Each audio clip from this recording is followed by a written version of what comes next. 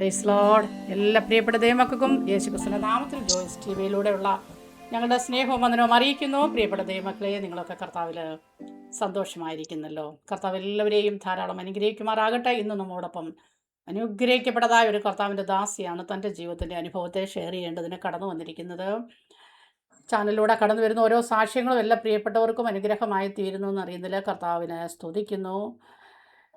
ഈ സാക്ഷ്യം വളരെ അനുഗ്രഹിക്കപ്പെട്ട ഒരു സാക്ഷ്യമാണ്. അനുഗ്രഹിക്കപ്പെട്ടതായ ഒരു കർത്താവിൻ്റെ ദാസിയുടെ സാക്ഷ്യം അനേക പ്രതികൂലങ്ങളും പ്രതിസന്ധികളും ഒക്കെ കടന്ന് പോയപ്പോൾ കർത്താവിൻ്റെ നാമത്തിനു വേണ്ടി ധൈര്യത്തോടെ നിന്ന ഒരു ധീര വനിതയാണ് ഇന്ന് നമ്മോടൊപ്പം ആയിരിക്കുന്നത്.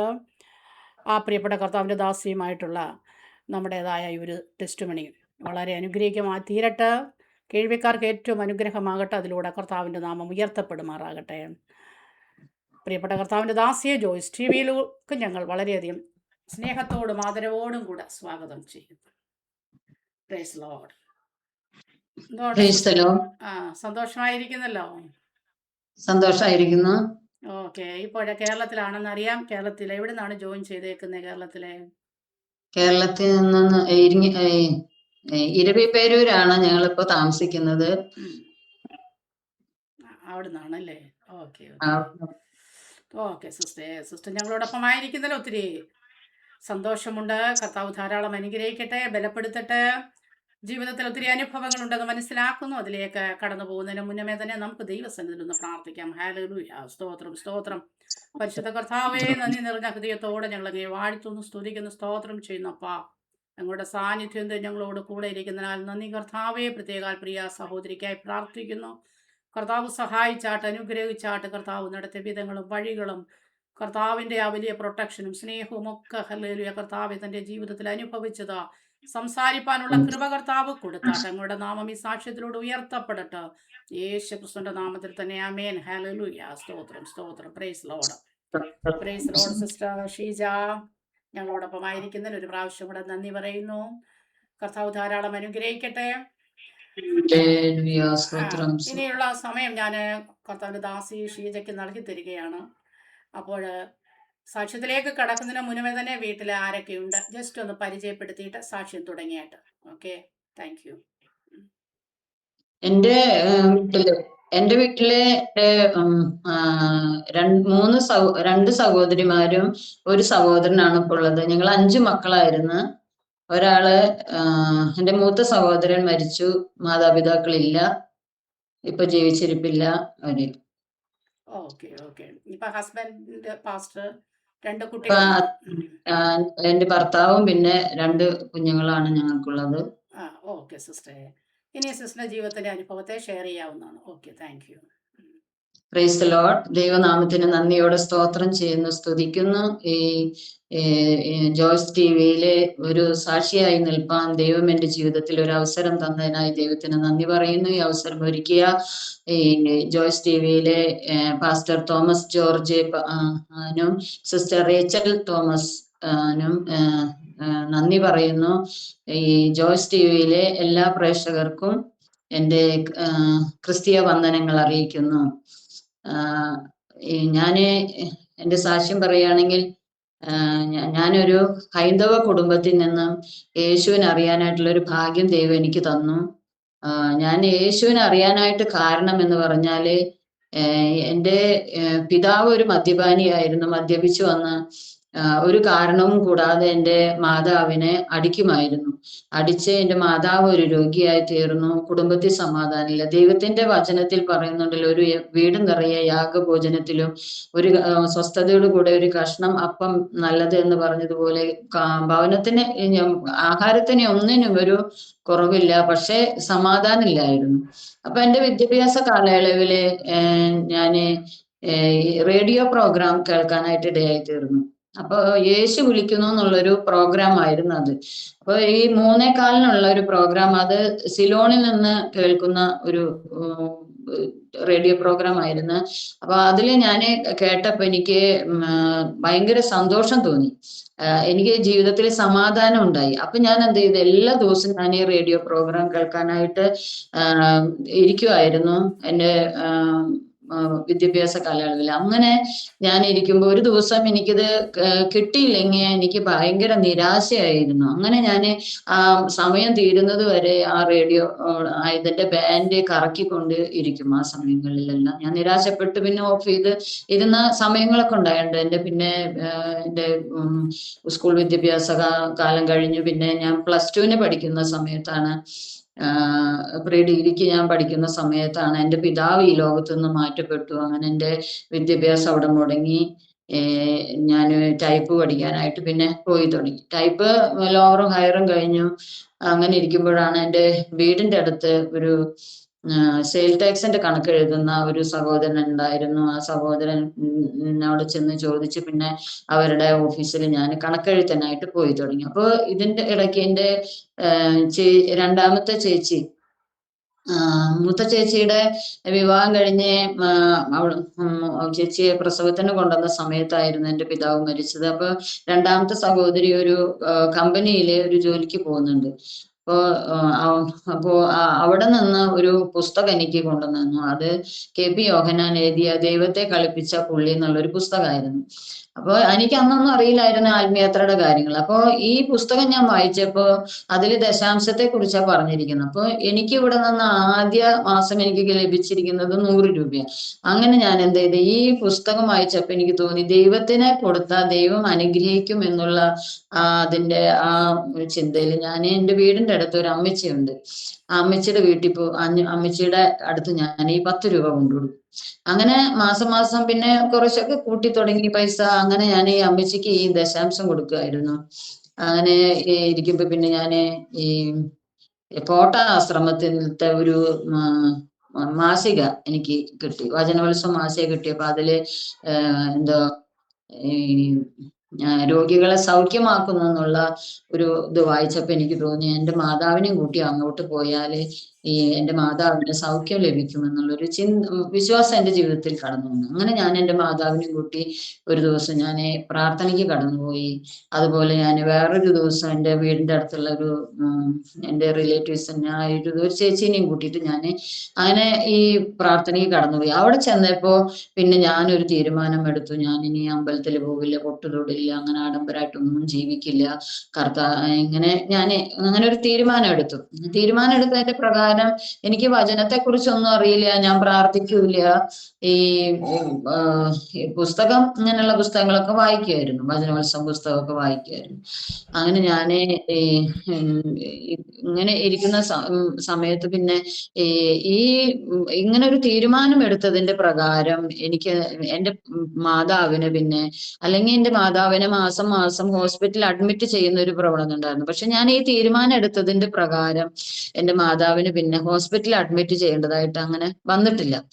അങ്ങനെ പിന്നെ മാതാവിനത് അറിയില്ലായിരുന്നു. അങ്ങനെ ഞാൻ പിന്നെ ഈ എൻ്റെ കൂടെ തന്നെ ഒരു സഹോദരി ഉണ്ട്, കോട്ടയിലൊക്കെ പോകുന്ന ഒരു സഹോദരി ഉണ്ടായിരുന്നു. അപ്പൊ ആ സഹോദരിയുടെ കൂടെ നിന്ന് അങ്ങനെ ഒരു 10 വർഷക്കാലം ഞാൻ അവിടെ ജോലി ചെയ്തു. പിന്നെ എനിക്ക് കയ്യിനൊരു പ്രയാസം നേരിട്ടപ്പോ ഞാൻ ഡോക്ടറെ കാണിച്ചപ്പോ ഡോക്ടർ പറഞ്ഞു, ഹോമിയോ ഡോക്ടറെ കാണിച്ചു, പിന്നെ അലോപ്പതി കാണിച്ചപ്പോ ഡോക്ടർ പറഞ്ഞു ഈ രോഗം മാറില്ല എന്ന് പറഞ്ഞു. അപ്പൊ ഞാൻ അങ്ങനെ ചിന്തിച്ചു, ഞാൻ ഈ ചെറുപ്പകാലത്തില് ഞാനൊരു രോഗിയായി തീർന്നാല് പിന്നെ എന്തിനു ജീവിച്ചിരുന്നിട്ട് എന്താ കാര്യം? അങ്ങനെയുള്ളൊരു ചിന്ത എൻ്റെ മനസ്സിൽ കയറി. പിന്നെ ഞാൻ ആത്മഹത്യയെ കുറിച്ച് ചിന്തിച്ചു തുടങ്ങി. അങ്ങനെ ഇരിക്കുമ്പോ എൻ്റെ വീടിന്റെ അടുത്ത് ഞാൻ ഇപ്പൊ ഈ അമ്മച്ചി ഉണ്ടല്ലോ, ഈ അമ്മച്ചി എന്നോട് പറഞ്ഞു, മോളെ, അമ്മച്ചിക്കൊന്നും അറിയില്ല ഞാനിങ്ങനെ ആത്മഹത്യ ചിന്തയായിട്ട് നടക്കുകയാണെന്ന്. അമ്മച്ചി ഇപ്പൊ ജീവിച്ചിരിപ്പില്ല. അമ്മച്ചി എന്നോട് പറഞ്ഞു, മോളെ, എൻ്റെ ചർച്ചിലെ 3 ദിവസത്തെ ഫാസ്റ്റിംഗ് പ്രയർ നടക്കുന്നുണ്ട്, മോൾ അവിടെ പോയിട്ട് ആ ഫാസ്റ്റിംഗ് പ്രയർ അറ്റൻഡ് ചെയ്യുന്നു. അങ്ങനെ ഞാൻ പോയി. അപ്പൊ വീട്ടിൽ പെർമിഷൻ കിട്ടില്ല. അങ്ങനെ ഞാൻ ജോലി സ്ഥലത്ത് അവധി പറഞ്ഞ് ഞാൻ ആ മീറ്റിങ്ങിന്, ഉപവാസ പ്രാർത്ഥനയ്ക്ക് ഞാൻ അവിടെ, അപ്പൊ ഞാൻ പോകുന്ന വഴിയിൽ തന്നെ ചർച്ച്, അങ്ങനെ ഈ AG ചർച്ച്, കുന്നോളം AG എന്ന് പറയും. അപ്പൊ അവിടെയാണ് ഞാൻ പ്രാർത്ഥനയ്ക്ക് കൂടിയത്. അങ്ങനെ ഞാൻ 3-ാമത്തെ ദിവസം കർത്താവ് എന്നെ സൗഖ്യമാക്കി. അപ്പൊ ഞാൻ അവിടെ വെച്ചൊരു തീരുമാനം എടുത്തു. ഞാൻ മരിക്കാനായിട്ട് തീരുമാനിച്ച വ്യക്തിയെ, പക്ഷേ കർത്താവ് എനിക്കൊരു ജീവിതം തന്നു, ഞാൻ ഇനി യേശുവിന് വേണ്ടി ഞാൻ ജീവിക്കുമെന്നൊരു തീരുമാനം എടുത്തു. അതിന്റെ പ്രകാരം പിന്നെ ഞാൻ പിന്നെ സൺഡേയിൽ എനിക്ക് ആരാധനയ്ക്ക് പോവാനും ഒന്നിനും പെർമിഷൻ ലഭിക്കാതെ ഭാരപ്പെട്ട സമയത്ത് ഞാൻ പിന്നെ പ്രാർത്ഥിച്ച് അവിടുന്ന് വീട്ടിൽ നിന്ന് പിന്നെ സൺഡേയിൽ ആരാധനയ്ക്ക് പോകാനുള്ള പെർമിഷൻ കിട്ടി. അങ്ങനെ അങ്ങനെ ഒരു ദിവസം ഞാന് വെള്ളിയാഴ്ച ഉപവാസ പ്രാർത്ഥന എന്റെ ആങ്ങള് ജോലിക്ക് പോയി. അപ്പൊ ഞാൻ എന്ത് ചെയ്ത്, അപ്പൊ അവരെല്ലാവരും പറഞ്ഞു സൺഡേയിൽ ആരാധനയ്ക്ക് പോകുന്നോണ്ട് കുഴപ്പമില്ല, വേറൊരു ദിവസം പോകാൻ പാടില്ല. ഒരു ദിവസം ഞാൻ വെള്ളിയാഴ്ച ഉപവാസ പ്രാർത്ഥനയ്ക്ക് പോകാനായിട്ട്, എന്റെ ആങ്ങളില്ലാത്ത ദിവസം ഞാൻ ഉപവാസ പ്രാർത്ഥനയ്ക്ക് പോയി പ്രാർത്ഥന എല്ലാം കൂടി കഴിഞ്ഞ് വീട്ടിൽ വന്ന് നോക്കുമ്പോ എന്റെ ആങ്ങളെ വീട്ടില്. അപ്പൊ ഓടി വന്ന് എന്റെ കവളത്ത് ഒരു അടി അടിച്ചു പോയി. നീ എവിടെ പോയി, ആരോട് ചോദിച്ചിട്ടാ പോയി എന്ന് ചോദിച്ചിട്ട്. അങ്ങനെ എനിക്ക് പിന്നെ ഭാരം തോന്നിയില്ല. ഞാൻ പ്രാർത്ഥനയ്ക്ക് പോയോണ്ടല്ലേ എനിക്ക് അടി കിട്ടിയത്. അത് കാരണം ഞാൻ പിന്നെ എനിക്കതിൽ വിഷമം തോന്നിയില്ല. ഞാൻ മിണ്ടാതെ പിന്നെ ഇരുന്നു. അങ്ങനെ പിന്നെ ഞാൻ എന്നെ പിന്നെ അവിടെ ഞാൻ വിശ്വാസത്തിൽ കടന്നു വന്ന് അവിടെ ദേവദാസനും കുടുംബമൊക്കെ അവിടുന്ന് ട്രാൻസ്ഫർ ആയിട്ട് പോകുക അവര് എറണാകുളത്തേക്ക്. അപ്പൊ ഞാൻ എന്ത് ചെയ്തു, അവിടെ ഒരു സ്നാനം നടക്കുന്നുണ്ടെന്ന് പറഞ്ഞു. അപ്പൊ വചനത്തിൽ ഒന്നും ഞാൻ ഉറച്ചിട്ടില്ല. അപ്പോഴേക്കും എനിക്കും തോന്നി സ്നാനപ്പെടണം. അങ്ങനെ വീട്ടുകാരറിയാതെ ഞാൻ അന്ന് സ്നാനപ്പെട്ട് ഒരു ദിവസം എന്റെ അമ്മ പറഞ്ഞു, നീ പ്രാർത്ഥനയ്ക്ക് പോകുന്നോണ്ടൊന്നും കുഴപ്പമില്ല, പക്ഷേ കലക്കവെള്ളത്തിൽ മുങ്ങല്ലേ എന്ന് പറഞ്ഞു. അപ്പൊ ഞാൻ എടുത്തവന് പറഞ്ഞു, ഇനി മുങ്ങില്ല എന്ന് ഞാനിങ്ങനെ മെല്ലെ പറഞ്ഞു. അപ്പൊ എന്റെ അമ്മ പറഞ്ഞു. അപ്പൊ അമ്മയ്ക്ക് മനസ്സിലായി ഞാൻ സ്നാനപ്പെട്ടെന്ന്. അങ്ങനെ അമ്മയ്ക്ക് ഭയങ്കര വിഷമായി. ഇനി എന്താ വെച്ചാൽ കാരണം വെച്ചാല് എനിക്ക് അങ്ങനെയുള്ള ധൈര്യമൊന്നും ഇല്ല. ഞാന് ജോലിക്ക് പോകുന്നു, തിരിച്ചു വരുന്നു, പിന്നെ വേറെ എവിടെയെങ്കിലും പോകണമെങ്കിൽ അമ്മ കൂടെ വേണം. അപ്പൊ അമ്മയ്ക്ക് പേടി ഇനി എന്തോ ഉണ്ടാവുക എന്നുള്ള ചിന്തയിൽ അമ്മയുടെ മനസ്സിൽ അങ്ങനെ അത് വെച്ച്.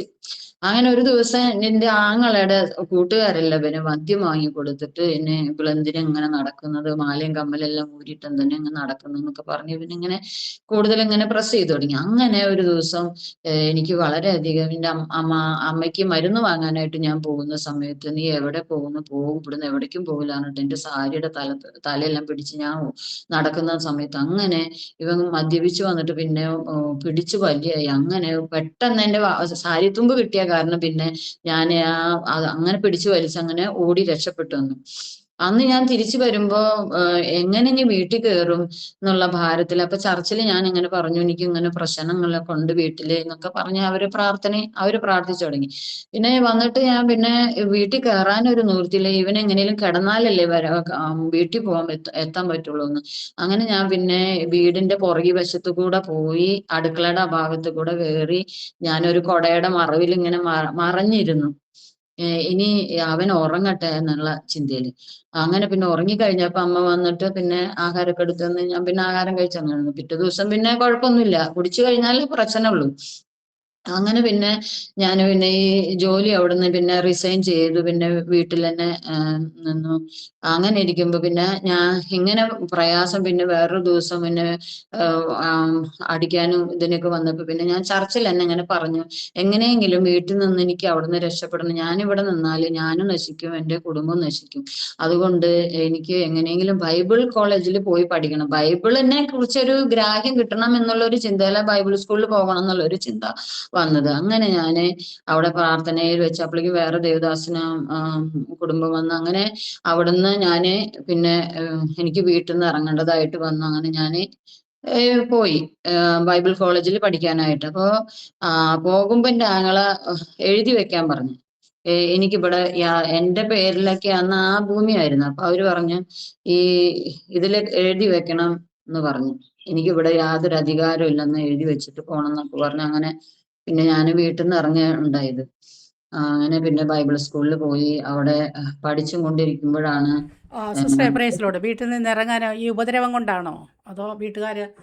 വീട്ടിൽ നിൽക്കാനുള്ള പ്രതികൂലം കൊണ്ട് വീട്ടിൽ നിന്ന് ഇറങ്ങി.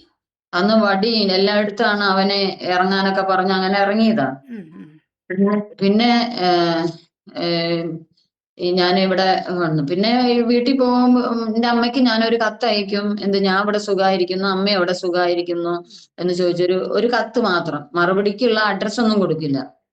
അങ്ങനെ എന്റെ പഠന സമയങ്ങളിൽ ഏത് ബൈബിൾ എനിക്ക് അങ്ങനെ കോളേജിലാ പോയേ? ഏത് ബൈബിൾ കോളേജിലാ പോയേ?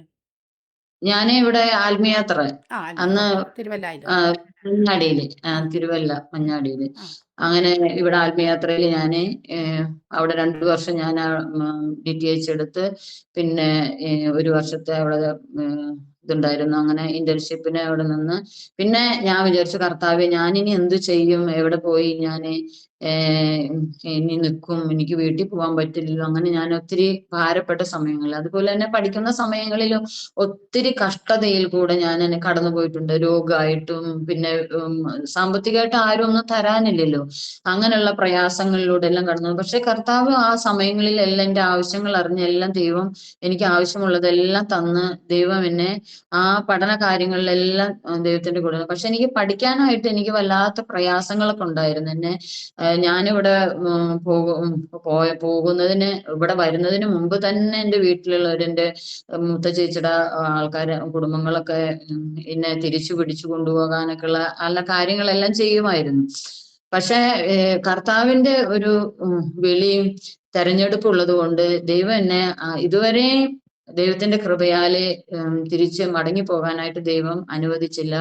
അങ്ങനെ ഞാൻ അങ്ങനെ ഇരിക്കും, ഞാൻ അങ്ങനെ എന്റെ മാതാവിന് ഇങ്ങനെ കത്തയ്ക്കുക. ഒരു ദിവസം എനിക്കൊരു കത്ത് വന്നു. അപ്പൊ ഞാൻ ഈ ബൈബിൾ സ്കൂളിലെ ഗ്രാജുവേഷൻ എല്ലാം കഴിഞ്ഞു.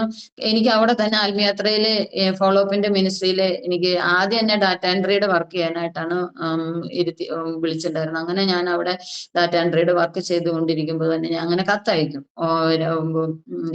ഞാന് അമ്മയ്ക്ക് സുഖം. അപ്പൊ ഇങ്ങനെ ഞാൻ ജീവിച്ചിരിക്കേണ്ടെന്നുള്ളത് ഒരു കാര്യം എൻ്റെ അമ്മ അറിയണം, ഞാൻ മുഖാന്തരം എൻ്റെ അമ്മ വിഷമിക്കരുത്, അങ്ങനെ ഒരു ചിന്തയില് അങ്ങനെ ഒരു കത്ത് എനിക്ക് വന്നു. ഷീജയുടെ അമ്മ അപ്പൊ വീട്ടിലുള്ള ഒരു സഹോദരി ഇങ്ങനെ എഴുതി, എന്താ വെച്ചാൽ ഈ ആത്മീയാത്രയുടെ കത്ത് പോകുമ്പോ അതിൽ സീൽ അടിച്ചല്ലേ പോകുന്നു. അങ്ങനെ ഈ സീല് കണ്ടിട്ട് അവര് ഒരു കത്ത് എനിക്ക് അയച്ചു. ഷീജയുടെ അമ്മ ഒരു ഭാഗം പാരലൈസ്ഡ് ആയിട്ട് കിടക്കുക, മരിക്കുന്നതിന് മുമ്പ് വന്ന് കാണുന്നു. അങ്ങനെ ദിവസം സാറ് പറഞ്ഞു എന്നാ പോയി കാണുന്നു പറഞ്ഞ് അങ്ങനെ ഞാൻ കാണാൻ പോയപ്പോ അവര് ആശുപത്രിയിൽ പോയിരിക്കുക, ഡോക്ടറെ അടുത്തേക്ക് പോയിരിക്കുക. അങ്ങനെ തിരിച്ചു വന്നപ്പോ എൻ്റെ ആങ്ങൾ എന്നെ കണ്ടപ്പോ അവനെ ദേഷ്യം വന്ന് എന്ത് ചെയ്തു, ഒരു വെട്ടുകത്തി എടുത്തിട്ട് എന്നെ കാല് വെട്ടി മുറിക്കുന്നു പറഞ്ഞിട്ട് ഓടി വന്നു. പക്ഷെ ദൈവത്തിന്റെ ദൂതൻ ഇറക്കിയ പോലെ എൻ്റെ രണ്ടാമത്തെ ചേച്ചിയുടെ ഭർത്താവ് വന്നിട്ട് ഈ വെട്ടുകത്തി മാറ്റാനായിട്ട് ഇടയായി തീർന്നു. അങ്ങനെ ആ വലിയൊരു വിപത്തിൽ നിന്ന് കർത്താവ് എന്നെ അന്ന് വിടുവിച്ചു. അങ്ങനെ പിന്നെ ഞാൻ തിരിച്ച് ഞാൻ ഇവിടെ തന്നെ പോന്നു. പിന്നെ ഞാൻ എൻ്റെ മാതാവിന് മരുന്ന് വാങ്ങാനായിട്ട് പൈസ അയക്കുമായിരുന്നു. അങ്ങനെ പൈസ അയക്കും, 3 മാസം കൂടുമ്പോ ഒന്ന് പോകും. ആദ്യം ഇച്ചിരി പ്രയാസങ്ങളൊക്കെ ഉണ്ടായിരുന്നു. പിന്നെ ഞാൻ മാസം പോയി എൻ്റെ മാതാവിനെ ശുശ്രൂഷിക്കാനായിട്ട് ദൈവം സഹായിച്ചു. അങ്ങനെ ആ പ്രതികൂലങ്ങളെല്ലാം മാറി. അങ്ങനെ പിന്നെ ഞാൻ എല്ലാ മാസവും എൻ്റെ മാതാവിനെ കാണാനും 1-2 ദിവസം ഇരുന്ന് ആ മാതാവിന്റെ ശുശ്രൂഷിച്ചൊക്കെ കടന്നു വരുന്നു.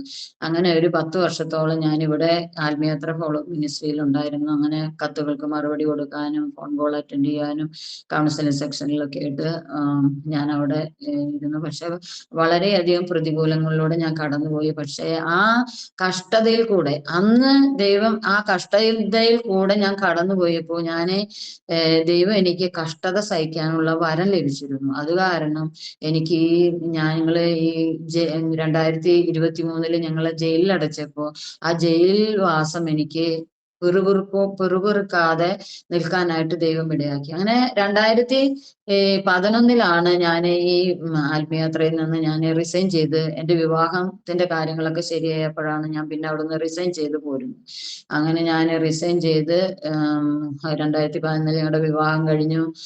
2013 ഞങ്ങള്, അപ്പൊ ഈ 2013 വരെ ഞങ്ങൾക്ക് ഒരു ഏക്കർ സ്ഥലവും അതുപോലെ വീടും എല്ലാ സൗകര്യങ്ങളൊക്കെ ഉണ്ടായിരുന്നു. അപ്പൊ അവിടെ ഈ പറമ്പിൽ കിടന്ന് ഞാൻ ഇങ്ങനെ കറങ്ങി നടക്കുമ്പോ കർത്താവ് എന്നോട് പറഞ്ഞു, കലപ്പയ്ക്ക് കൈവച്ച ശേഷം പുറകോട്ട് നോക്കുന്നവൻ ആരും ദൈവരാജ്യത്തിന് കൊള്ളാവുന്നവരല്ല എന്ന് പറഞ്ഞു. അപ്പൊ ഈ പഠന സമയങ്ങളിലെ ഞാൻ സുവിശേഷ വേലയ്ക്ക് വേണ്ടിയല്ല അന്ന് ഞാൻ പഠിക്കാനായിട്ട് കടന്നു പോയത്. പക്ഷെ ഞാൻ ഈ പഠിച്ചുകൊണ്ടിരിക്കുമ്പോഴാണ് ഞാൻ സുവിശേഷ വേലയ്ക്ക് വേണ്ടി സമർപ്പിക്കുന്നത്.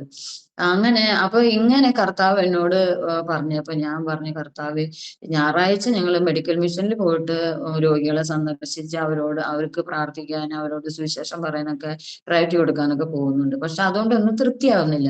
അപ്പൊ ഇങ്ങനെ കർത്താവ് ഇങ്ങനെ എന്നോട് ഈ വചനം ഇങ്ങനെ ഇടപെട്ടുകൊണ്ടിരിക്കുക. അപ്പൊ ഒരു ദേവദാസൻ ഞങ്ങളോട് പറഞ്ഞു, നിങ്ങൾക്ക് ദൈവം ഒരു വഴി തുറക്കുമ്പോൾ ഈ വീടും സ്ഥലവും ഒന്നും നോക്കണ്ട, നിങ്ങൾ അപ്പൊ തന്നെ ഇറങ്ങണം എന്ന് പറഞ്ഞു. അങ്ങനെ ഇരിക്കുമ്പോഴാണ് ഞങ്ങൾക്ക് ഈ പത്മ മുതലിയാർ എന്ന് പറഞ്ഞ ഒരു ദേവദാസിയുണ്ട്. അപ്പൊ പുള്ളിക്കാരത്തി ഇവിടെ കെയർ ഓഫിൽ ഞങ്ങൾക്ക് ബീഹാറിന്റെ പ്രദേശത്തേക്ക് കടന്നു പോകാനായിട്ട് ദൈവം ഇടയാക്കുന്നത്. അങ്ങനെ ഒരു പ്രൊജക്ടിന്റെ വർക്കാണ് ഞങ്ങൾ അന്ന് ചെയ്തത്. അങ്ങനെ അത് ചെയ്തുകൊണ്ടിരിക്കുമ്പോഴാണ് ഒരു 1.5 വർഷമായപ്പോ അച്ഛന് ഒരു ആക്സിഡന്റ് ഉണ്ടായി. ആ ആക്സിഡന്റ് എന്ന് പറഞ്ഞാൽ കത്തി കൊണ്ട് അങ്ങനെ മരണകരമായ അവസ്ഥയിൽ നിന്ന് ദൈവം അച്ഛനെ വിടുവിച്ചു. എന്താ വെച്ചാല് 1.5 ലക്ഷത്തോളം 1.5 ലക്ഷം വേണം ഓപ്പറേഷൻ ചെയ്യാൻ എന്ന് പറഞ്ഞപ്പോഴും ചെയ്താലും രക്ഷപ്പെടില്ല എന്നാണ് അന്ന് ഡോക്ടർമാർ പറഞ്ഞത്. പക്ഷെ അന്ന് ദൈവത്തിന്റെ കൃപയാല് ഒത്തിരി ജനം അന്നും പ്രാർത്ഥിച്ചിരുന്നു. അത് പ്രകാരം പിന്നെ അച്ഛനെ കുറിച്ച് ദൈവത്തിന് ഒരു ഉദ്ദേശമുണ്ട്. അത് കാരണം പിന്നെ ദൈവം അന്ന് അച്ഛൻ്റെ ആ ജീവൻ ദൈവം മടക്കി കൊടുത്തു. അത് അന്ന് ദൈവം എനിക്ക് ഭാഷയൊന്നും അന്ന് തീരെ അറിയില്ല. പക്ഷെ എന്നാലും എനിക്ക് നല്ല ധൈര്യം ഉണ്ടായിരുന്നു, ഒന്നും സംഭവിക്കില്ല എന്ന്.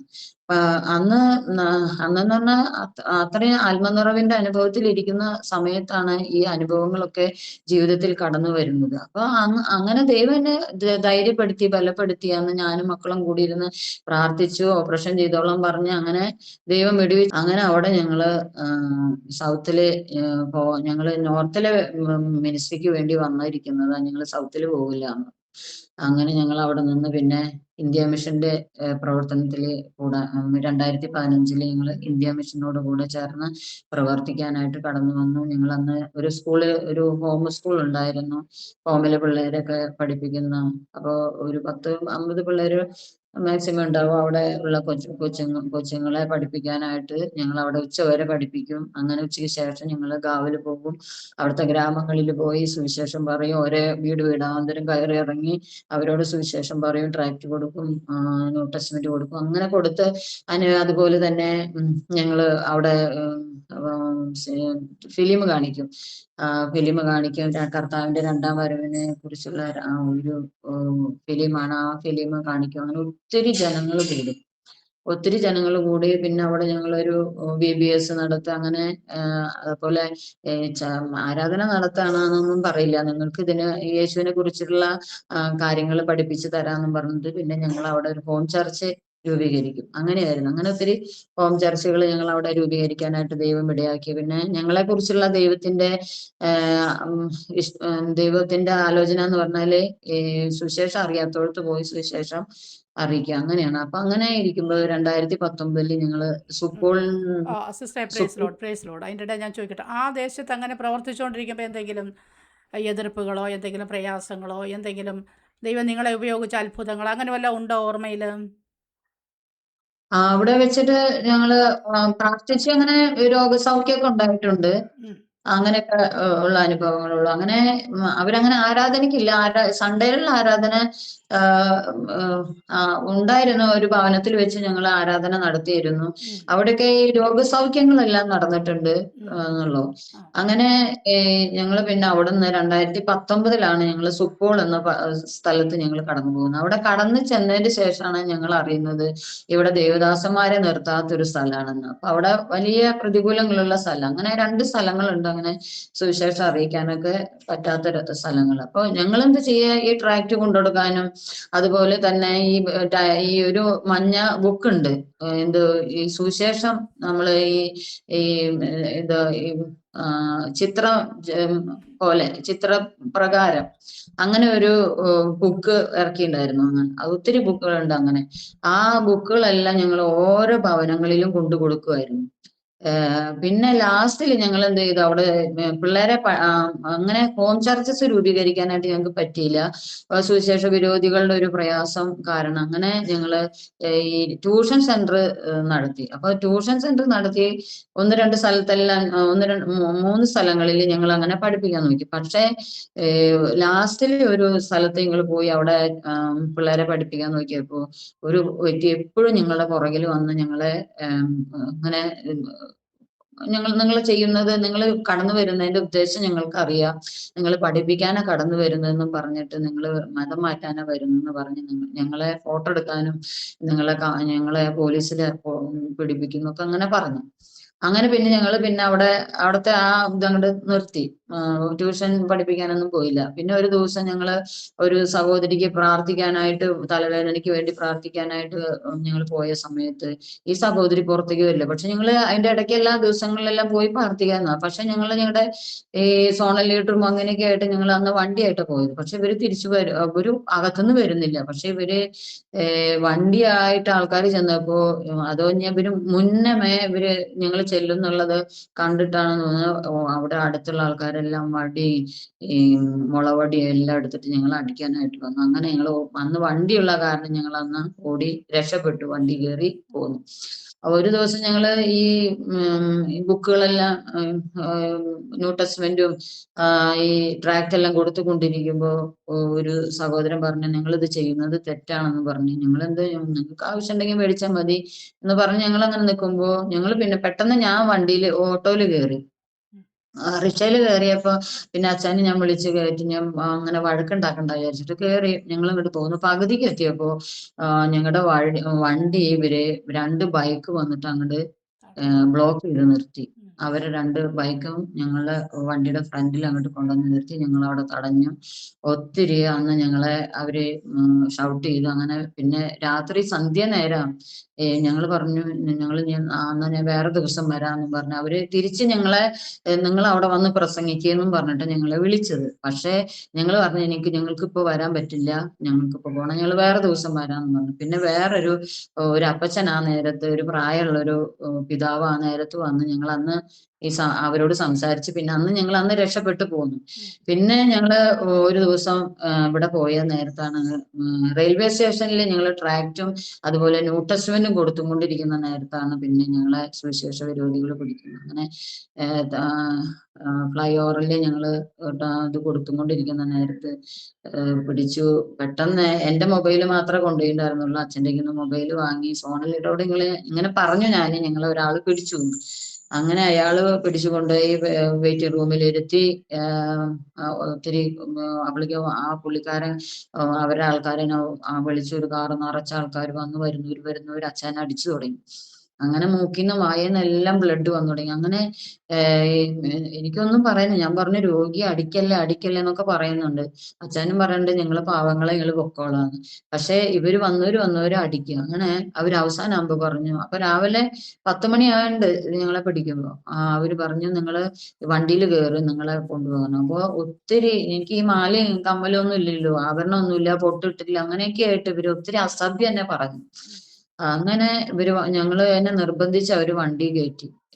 ഒരു AC കാറായിരുന്നു. അങ്ങനെ കൊണ്ടുപോയി അവര് വീട്ടിൽ കൊണ്ടുപോകാന്നും പറഞ്ഞ് ഞങ്ങളെ 45 കിലോമീറ്റർ ദൂരെ തട്ടിക്കൊണ്ടുപോയി. അപ്പൊ ഈ വഴിയിൽ വെച്ചൊക്കെ അച്ഛൻ പറയുന്നുണ്ട്, ഞങ്ങൾ പാവങ്ങളെ, ഞങ്ങൾ പൊക്കോളാം. അപ്പൊ ഇവര് പറഞ്ഞു, നിങ്ങൾക്ക് രക്ഷപ്പെടാൻ ഒരു മാർഗമുള്ളൂ. എന്താ, 5 ലക്ഷം രൂപ തരും. സിസ്റ്റർ ഒന്നും മിണ്ടുന്നില്ലയോ? 5 ലക്ഷം രൂപ തരികയാണെങ്കിൽ അല്ല, നിങ്ങളെ വിടാന്ന് പറഞ്ഞു. സിസ്റ്റർ അങ്ങനെ ഈ ഒരു അപ്പൊ സിറ്റുവേഷനിൽ സിസ്റ്റർ ഒന്നും മിണ്ടുന്നില്ലയോ? സിസ്റ്റർ അനങ്ങാതിരിക്കുകയാണോ? അപ്പൊ ഞാൻ അച്ഛനെ അടിക്കുമ്പോ ഞാൻ പറഞ്ഞു, അടിക്കല്ലേ, ആള് രോഗിയാണെന്നൊക്കെ പറഞ്ഞു. അപ്പൊ ഇവര് ഒത്തിരി ആൾക്കാർ നോക്കി നിൽക്കുന്നുള്ളൂ, ആരും ഒന്നും സഹായിക്കുന്നില്ല. അങ്ങനെ ഇവര് ഇങ്ങനെ വഴിയിൽ വെച്ചിട്ട് പറഞ്ഞു, 5 ലക്ഷം രൂപ തരികയാണെങ്കിൽ നിങ്ങളെ വിടാന്ന് പറഞ്ഞു. ഞാൻ പറഞ്ഞു, 5 ലക്ഷം പോയിട്ട് 5 പൈസ നിങ്ങൾക്ക് തരാൻ ഞങ്ങളുടെ കയ്യിലില്ലായിരുന്നു. എന്താ വെച്ചാല് ഞങ്ങൾക്ക് ആകെ കിട്ടുന്ന 6000 രൂപയാണ്. ഞങ്ങൾക്ക് വാടക കൊടുക്കണം, കറണ്ട് ബില്ല് കൊടുക്കണം, ഞങ്ങളുടെ കാര്യങ്ങൾ നടക്കണം. ഞങ്ങൾക്ക് ഇങ്ങനെ സുവിശേഷ വേലയ്ക്ക് ഇങ്ങനെ ഓരോ ഗാവില് പോകുമ്പോ ഗാവിന്റെ അതുവരെ ഞങ്ങൾക്ക് ഓട്ടോയില് പോവാം. പക്ഷെ അവിടുന്ന് അങ്ങോട്ട് ഓട്ടോയില് നടന്നു പോകണം. ഈ മടക്കോട്ടർഷയിൽ പോയിട്ട് അങ്ങനെയാണ് ഞങ്ങൾ പോകുന്നത്. അപ്പൊ ഈ വണ്ടിക്കൂലി എല്ലാം ഞങ്ങളുടെ കയ്യിൽ നിന്ന് തന്നെ പോകണം. അങ്ങനെ വന്നപ്പോ പിന്നെ ഞങ്ങള് ഈ 200 രൂപ എന്നാണ് ഞങ്ങൾക്ക് ഒരാൾ തരാനുണ്ടായിരുന്നു. ആ 200 രൂപയായിട്ടപ്പൊ ഞങ്ങൾ പോയിരിക്കുന്നു. അപ്പൊ ഈ ബാഗില് 200 രൂപയുണ്ട്. അപ്പൊ ഈ ബാഗല്ല ഇവര് ചെക്ക് ചെയ്തിട്ട് 200 രൂപ എടുത്തു. അങ്ങനെ അപ്പൊ ഈ വണ്ടിയിൽ വെച്ചിട്ട് തന്നെ ഇവര് പറയുന്നുണ്ട്, ഈ മകളുടെ കഴുത്തറുത്താലേ ഞങ്ങൾക്ക് സമാധാനമുള്ളൂ. അങ്ങനെ എന്നിട്ട് എന്റെ ബാഗ് ഒരു മിനിറ്റ് അത് കേട്ടപ്പം സിസ്റ്റർ എന്തെങ്കിലും കഴുത്തിറക്കണമെന്ന് കേട്ടപ്പോൾ എന്തെങ്കിലും വിഷമമോ എന്തെങ്കിലും ഫീലിംഗ് ഉണ്ടായോ? ഒന്നും തോന്നിയൊന്നുമില്ല. എനിക്ക് ദൈവം ആ നേരത്ത് ധൈര്യം തന്നത് തന്നെയാ, ദൈവം തന്ന ധൈര്യ. അത് ഭയമൊന്നും ഉണ്ടായില്ല അല്ലേ? ഭയമുണ്ടായോ? ആ നേരത്ത് പേടിയൊന്നുമില്ല. പകലല്ലേ എന്നുള്ള ചിന്ത, എങ്ങനെയെങ്കിലും രക്ഷപ്പെടുന്നുള്ള ചിന്ത, ദൈവം ഞങ്ങൾ എങ്ങനെയെങ്കിലും വിടുവിക്കും എന്നുള്ളൊരു മനസ്സിലൊരു ധൈര്യം. നമ്മൾ വേറെ ഒന്നിനും പോയതല്ല, കർത്താവിന്റെ വേലയ്ക്ക് വേണ്ടി പോയതല്ലേ. അപ്പൊ ഞാനൊരു വഴിയില് ഒരു തെരുവില് NH റോഡ്, അപ്പൊ ഞാനിങ്ങനെ പോകണ സമയത്ത് വഴിയിൽ കുറച്ച് പോലീസുകാർ നിൽക്കുന്നുണ്ട്. അപ്പൊ ഇവര് കാണാതെ ഞാൻ ഈ പോലീസുകാരനെ പുറകിൽ കൈ നീട്ടി ഇങ്ങനെ കൈ കൊണ്ട് കാണിച്ച് ഇങ്ങനെ പിന്നെ ഞങ്ങളെ രക്ഷപ്പെടുത്താനായിട്ട്. അപ്പൊ അവരൊന്നും കണ്ടില്ല. അപ്പൊ ഈ ചെറുക്കൻ പറഞ്ഞു, ആഹാ ഈ ലേഡി ഈ സ്ത്രീ കാണിക്കുന്ന കണ്ടില്ലേ, ആ പോലീസുകാരൻ വിളിക്കും, ആ പോലീസുകാർ വന്നിട്ടുണ്ടെങ്കിൽ നിങ്ങളെ ഇതൊന്നല്ല, ഇതിലും വലിയ കാര്യങ്ങൾ ചെയ്യുമെന്ന് പറഞ്ഞു. പിന്നെ ഞാൻ മിണ്ടാതിരുന്നു, പിന്നെ ഒന്നും മിണ്ടാൻ പോയില്ല. അങ്ങനെ ഇവര് അപ്പൊ പറഞ്ഞു, ഓടിക്കൊണ്ടിരിക്കുന്ന വണ്ടിക്ക് മുമ്പിൽ നിങ്ങളെ തള്ളിയിടും, കോശി നദി കണ്ടിട്ടുണ്ടോ എന്ന് ചോദിച്ചു. അപ്പൊ ഇല്ല എന്ന് പറഞ്ഞു. അപ്പൊ പറഞ്ഞു, എന്നാ കോശി നദി കാണിക്കാം, അവിടെ ചെന്ന അത് കാണിച്ച് കണ്ടു കഴിഞ്ഞിട്ട് നിങ്ങൾ അതിൽ തട്ടും, നിങ്ങൾക്ക് രക്ഷപ്പെടാൻ ഒരു മാർഗമുള്ള 5 ലക്ഷം രൂപ തരാം. അപ്പൊ ഞാൻ അച്ഛനോട് പറഞ്ഞു, അച്ഛൻ നമുക്ക് കൈ കോർത്ത് പ്രാർത്ഥിക്കാം എന്ന് കൈ പിടിച്ച് പ്രാർത്ഥിക്കുമ്പോഴേക്കും അയാൾ പറഞ്ഞു, നിങ്ങളെ മെസ്മോറിസം ചെയ്താലൊന്നും ഞങ്ങളുടെ മനസ്സ് മാറില്ല, ഞങ്ങളുടെ മനസ്സ് മാറണമെങ്കിൽ നിങ്ങൾ ഈ പൈസ തരണം എന്ന് പറഞ്ഞു. അങ്ങനെ പിന്നെ അപ്പൊ ഈ ഫോൺ ചെയ്ത സമയത്ത് തന്നെ ഇവര് ഫോൺ ഞങ്ങളുടെ നിന്ന് പിടിച്ച് വാങ്ങിയിട്ടുണ്ടായിരുന്നു. അപ്പൊ ഞങ്ങൾക്ക് ഫോൺ ചെയ്യാനോ നിർത്തില്ല, ആരെയും ഫോൺ ചെയ്യാനോ ഞങ്ങൾ ഇന്ന സ്ഥലത്തുണ്ടെന്ന് പറയാനോ ഒന്നിനും ഒരു മാർഗമില്ല. അങ്ങനെ അവരെത്തിക്കേണ്ട സ്ഥലത്ത് അവരെത്തിച്ചു. അപ്പൊ 200 രൂപ എടുത്തു അവര് ബാഗിൽ നിന്ന്. അപ്പൊ 200 രൂപ എടുത്തു. പിന്നെ ATM ഒന്നുകൊണ്ട് ചോദിച്ചു. അപ്പൊ ഇല്ലാന്ന് പറഞ്ഞു. അങ്ങനെ ഞാൻ പറഞ്ഞു, അപ്പൊ അവര് ബാഗ് ചെക്ക് ചെയ്തപ്പോ ATM അതിലുണ്ടായിരുന്നു. അപ്പൊ ഞാൻ പറഞ്ഞു 500 രൂപയിലും, അപ്പൊ അവര് നമ്പർ ചോദിച്ചപ്പോ ഞാൻ പറഞ്ഞു 500 രൂപയിലും താഴെയുള്ള നമ്പർ എന്ന് പറഞ്ഞു. അങ്ങനെ അപ്പോ പിന്നെ ഇങ്ങനെ ഒരു വഴക്കുണ്ടാക്കണ്ട വിചാരിച്ചിട്ട് ഞാൻ പിന്നെ അത് കൊടുത്തു, നമ്പർ കൊടുത്തു. അങ്ങനെ അവര് അതെല്ലാം അവരുടെ കയ്യിലുമായി, ബാഗും എല്ലാം അവരുടെ കയ്യിലായി. അപ്പൊ അന്ന് തൊണ്ടി സഹിതം ഞങ്ങളെ പിടിച്ചത് കേട്ടോ. 2 ടെസ്റ്റ്മെന്റ് ഉണ്ട്, ട്രാക്ട് ഉണ്ട് കയ്യില്. അങ്ങനെ ഞങ്ങൾ അവര് എത്തിക്കേണ്ട സ്ഥലത്ത് എത്തിച്ചു. 45 കിലോമീറ്ററും അവിടെ കൊണ്ടുപോയി, 45 കിലോമീറ്റർ ദൂരമുണ്ട്. അവിടെ കൊണ്ടുപോയി ഇരുത്തി, ഞങ്ങളെ ഒരു കസേരയിൽ ഇരുത്തി. അപ്പൊ അവര് ചായ കൊണ്ടുവരാൻ നിന്നു. ചായ കൊണ്ടുവരാൻ തന്നെ ചായ കുടിക്കാനും നമുക്ക് തോന്നില്ല, വയറെല്ലാം വന്ന് നമുക്ക് ആഹാരം നിറച്ച ഒരു തൃപ്തി പോലെ വയറലായിരിക്കുന്നു. അപ്പൊ ഞാൻ പറഞ്ഞു, ഞങ്ങൾക്ക് ചായ ഒന്നും വേണ്ട, ഞങ്ങളെ വിട്ടാ മതി എന്ന് പറഞ്ഞു. അങ്ങനെ അവരവിടെ ഇരുന്നു. അപ്പൊ ചെന്ന് എത്തിയിടുമ്പോ അച്ഛന്റെ മുതുകത്ത് ഒരു അടി കൊടുത്തു, ഒരു ഇടി, കൈമുട്ടുണ്ട് ഒരു ഇടി കൊടുത്തു, ഇനി ഇങ്ങനെ പോകല്ലേ എന്ന് പറഞ്ഞു. അങ്ങനെ പിന്നെ വന്നിട്ട് അവര് പറഞ്ഞു, ഗംഗാ നദിയിൽ വെള്ളം കുടിപ്പിച്ച് നിങ്ങളെ ഹിന്ദുവാക്കുന്നു. അങ്ങനെ ഞാൻ പറഞ്ഞു, എനിക്ക് ആ നേരത്തെ അപ്പൊ കർത്താവിന്റെ വചനത്തിൽ പറയുന്നുണ്ടല്ലോ, ആ അധികാരികളുടെ മുമ്പിൽ നിൽക്കുമ്പോൾ നിങ്ങൾക്ക് ആ സമയങ്ങളിൽ പറയേണ്ട കാര്യങ്ങൾ ദൈവം തരുന്നു. അപ്പൊ പെട്ടെന്ന് ഞാൻ പറഞ്ഞു, ദൈവ ആത്മാവാകുന്നു. അങ്ങനെ എനിക്ക് അധികം ഹിന്ദിയൊന്നും അറിയില്ല, അങ്ങനെ അറിയുന്ന പോലത്തെ ഞാൻ പറഞ്ഞു, ഞാൻ ദൈവ ആത്മാവാകുന്നു. ഇത് പറഞ്ഞിടുമ്പോ അയാൾ ഒരു തൊഴിൽ ചോദിച്ചു. പക്ഷെ എന്റെ കാലിൽ കൊണ്ട കാരണം വീണില്ല. അവിടുന്ന് പുള്ളിക്കാരെ എന്നിട്ട് ഒരു കത്തി എടുത്തു വന്നു. കത്തി എടുത്തിട്ട് എന്റെ കഴുത്തിറക്കാൻ വന്നു. അപ്പൊ ഞാൻ എന്ത് ചെയ്യുന്നു, എന്റെ കഴുത്ത് ഞാൻ ഇങ്ങനെ നീട്ടിക്കൊടുത്തു, ഇവൻ എന്താ ചെയ്യുന്നെന്ന് അറിയട്ടെ എന്ന്. അപ്പൊ ദൈവം എന്നെ ബലപ്പെടുത്തി, അത്രമാത്രം എനിക്ക് പറയാനുള്ളൂ. എന്റെ ധൈര്യം കണ്ട് കർത്താവ് പിന്നെ കൈവയ്ക്കാൻ അനുവദിക്കുവോ? അവൻ പിന്നെ കത്തി തിരിച്ചു കൊണ്ടുപോയി വെച്ചു. അപ്പൊ പിന്നെ അവര് എന്താ ചെയ്ത, അതിന്റെ ഇടയ്ക്ക് ഈ ATM എല്ലാം ചെക്ക് ചെയ്യാനായിട്ട് കടന്നുപോയി ATM എല്ലാം ചെക്ക് ചെയ്ത് വന്നു. ചെക്ക് ചെയ്യാൻ പോയി വന്നിട്ട് അവര് പറഞ്ഞു വണ്ടിയിൽ കയറാൻ പറഞ്ഞു. വണ്ടിയിൽ കയറുമ്പോ ഞാൻ പറഞ്ഞു, ഞങ്ങൾ പൊക്കോളാം, ഞങ്ങള് ഈ വണ്ടിയിൽ പൊക്കോളാന്ന് പറഞ്ഞു. അപ്പൊ വഴിയിൽ വെച്ച് തന്നെ ഞാൻ അങ്ങനെ ചിന്തിച്ചു, കർത്താവെ എങ്ങനെയെങ്കിലും ഇവരുടെ കയ്യിൽ നിന്ന് രക്ഷപ്പെട്ട, പൈസ ഇവര് തിരിച്ചെടുത്തല്ലോ, വണ്ടിക്കൂലിയും ഇല്ലല്ലോ എന്നുള്ള അങ്ങനെ മനസ്സിൽ ഞാൻ അങ്ങനെ പറഞ്ഞു. പിന്നെ ഇവര് വണ്ടിയിൽ കയറാൻ പറഞ്ഞു. അങ്ങനെ ഞാൻ പറഞ്ഞു, നിങ്ങള് ബസ്സിന് പൊക്കോളാന്ന് പറഞ്ഞു. അല്ല, നിങ്ങള് കയറി, ഞങ്ങൾ അവിടെ കൊണ്ടുവിടാന്ന് പറഞ്ഞു. അങ്ങനെ നിർബന്ധിച്ച് പിന്നെ വീണ്ടും കയറ്റി ഡോർ അടച്ചില്ല. അപ്പോഴേക്കും ആ ചെറുക്കൻ എന്ത് ചെയ്ത് എന്റെ കഴുത്താ പിടിച്ചു. അല്ല, അവരുടെ ദൈവത്തെ കുറിച്ച് പറയാൻ പറഞ്ഞപ്പോ ഞാൻ പറഞ്ഞില്ല, പറയാതെ ഞാൻ അറിയാത്ത പോലെ ഇരുന്നു. അപ്പൊ ഇവൻ എന്റെ പൊങ്ങയ്ക്ക് പിടിച്ച്, പിന്നെ എനിക്ക് ശ്വാസം കിട്ടാതെ അപ്പൊ ഞാന് ഉറക്കെ കരഞ്ഞു. കരഞ്ഞപ്പോ ഫ്രണ്ടിലിരിക്കുന്ന ചെറുക്കൻ പറഞ്ഞൂടാ, വിട്രാ, ഇതൊരു ലേഡിയാ, എന്തെങ്കിലും വന്നാ പ്രശ്നമാകുമെന്ന് പറഞ്ഞു. അങ്ങനെ അവിടുന്ന് പിന്നെ അവര് വിട്ടു. ഒരു 4-5 ദിവസം എനിക്ക് വെള്ളം ഇറക്കാനോ ഒക്കെ ഒരു പ്രയാസം ഉണ്ടായിരുന്നു, അത്രേ ഉള്ളൂ. പിന്നെ അപ്പൊ ഒത്തിരി ജനം അകലെ നിന്ന് നോക്കുന്നുള്ളൂ, പക്ഷെ ആരും അടുത്ത് വരുന്നില്ല. അങ്ങനെ ഇവര് വേറൊരു സ്ഥലത്ത് പോലീസ് സ്റ്റേഷനിൽ അവിടെ കൊണ്ടുപോയി. അപ്പൊ അവിടെ ആളില്ലാന്ന് പറഞ്ഞിട്ട് അവര് വേറൊരു കാവില് കൊണ്ടുപോയി. അവിടെ ഒത്തിരി ആൾക്കാരെ, ജനങ്ങളെ കൂട്ടി വരുത്തിയിട്ടുണ്ട്.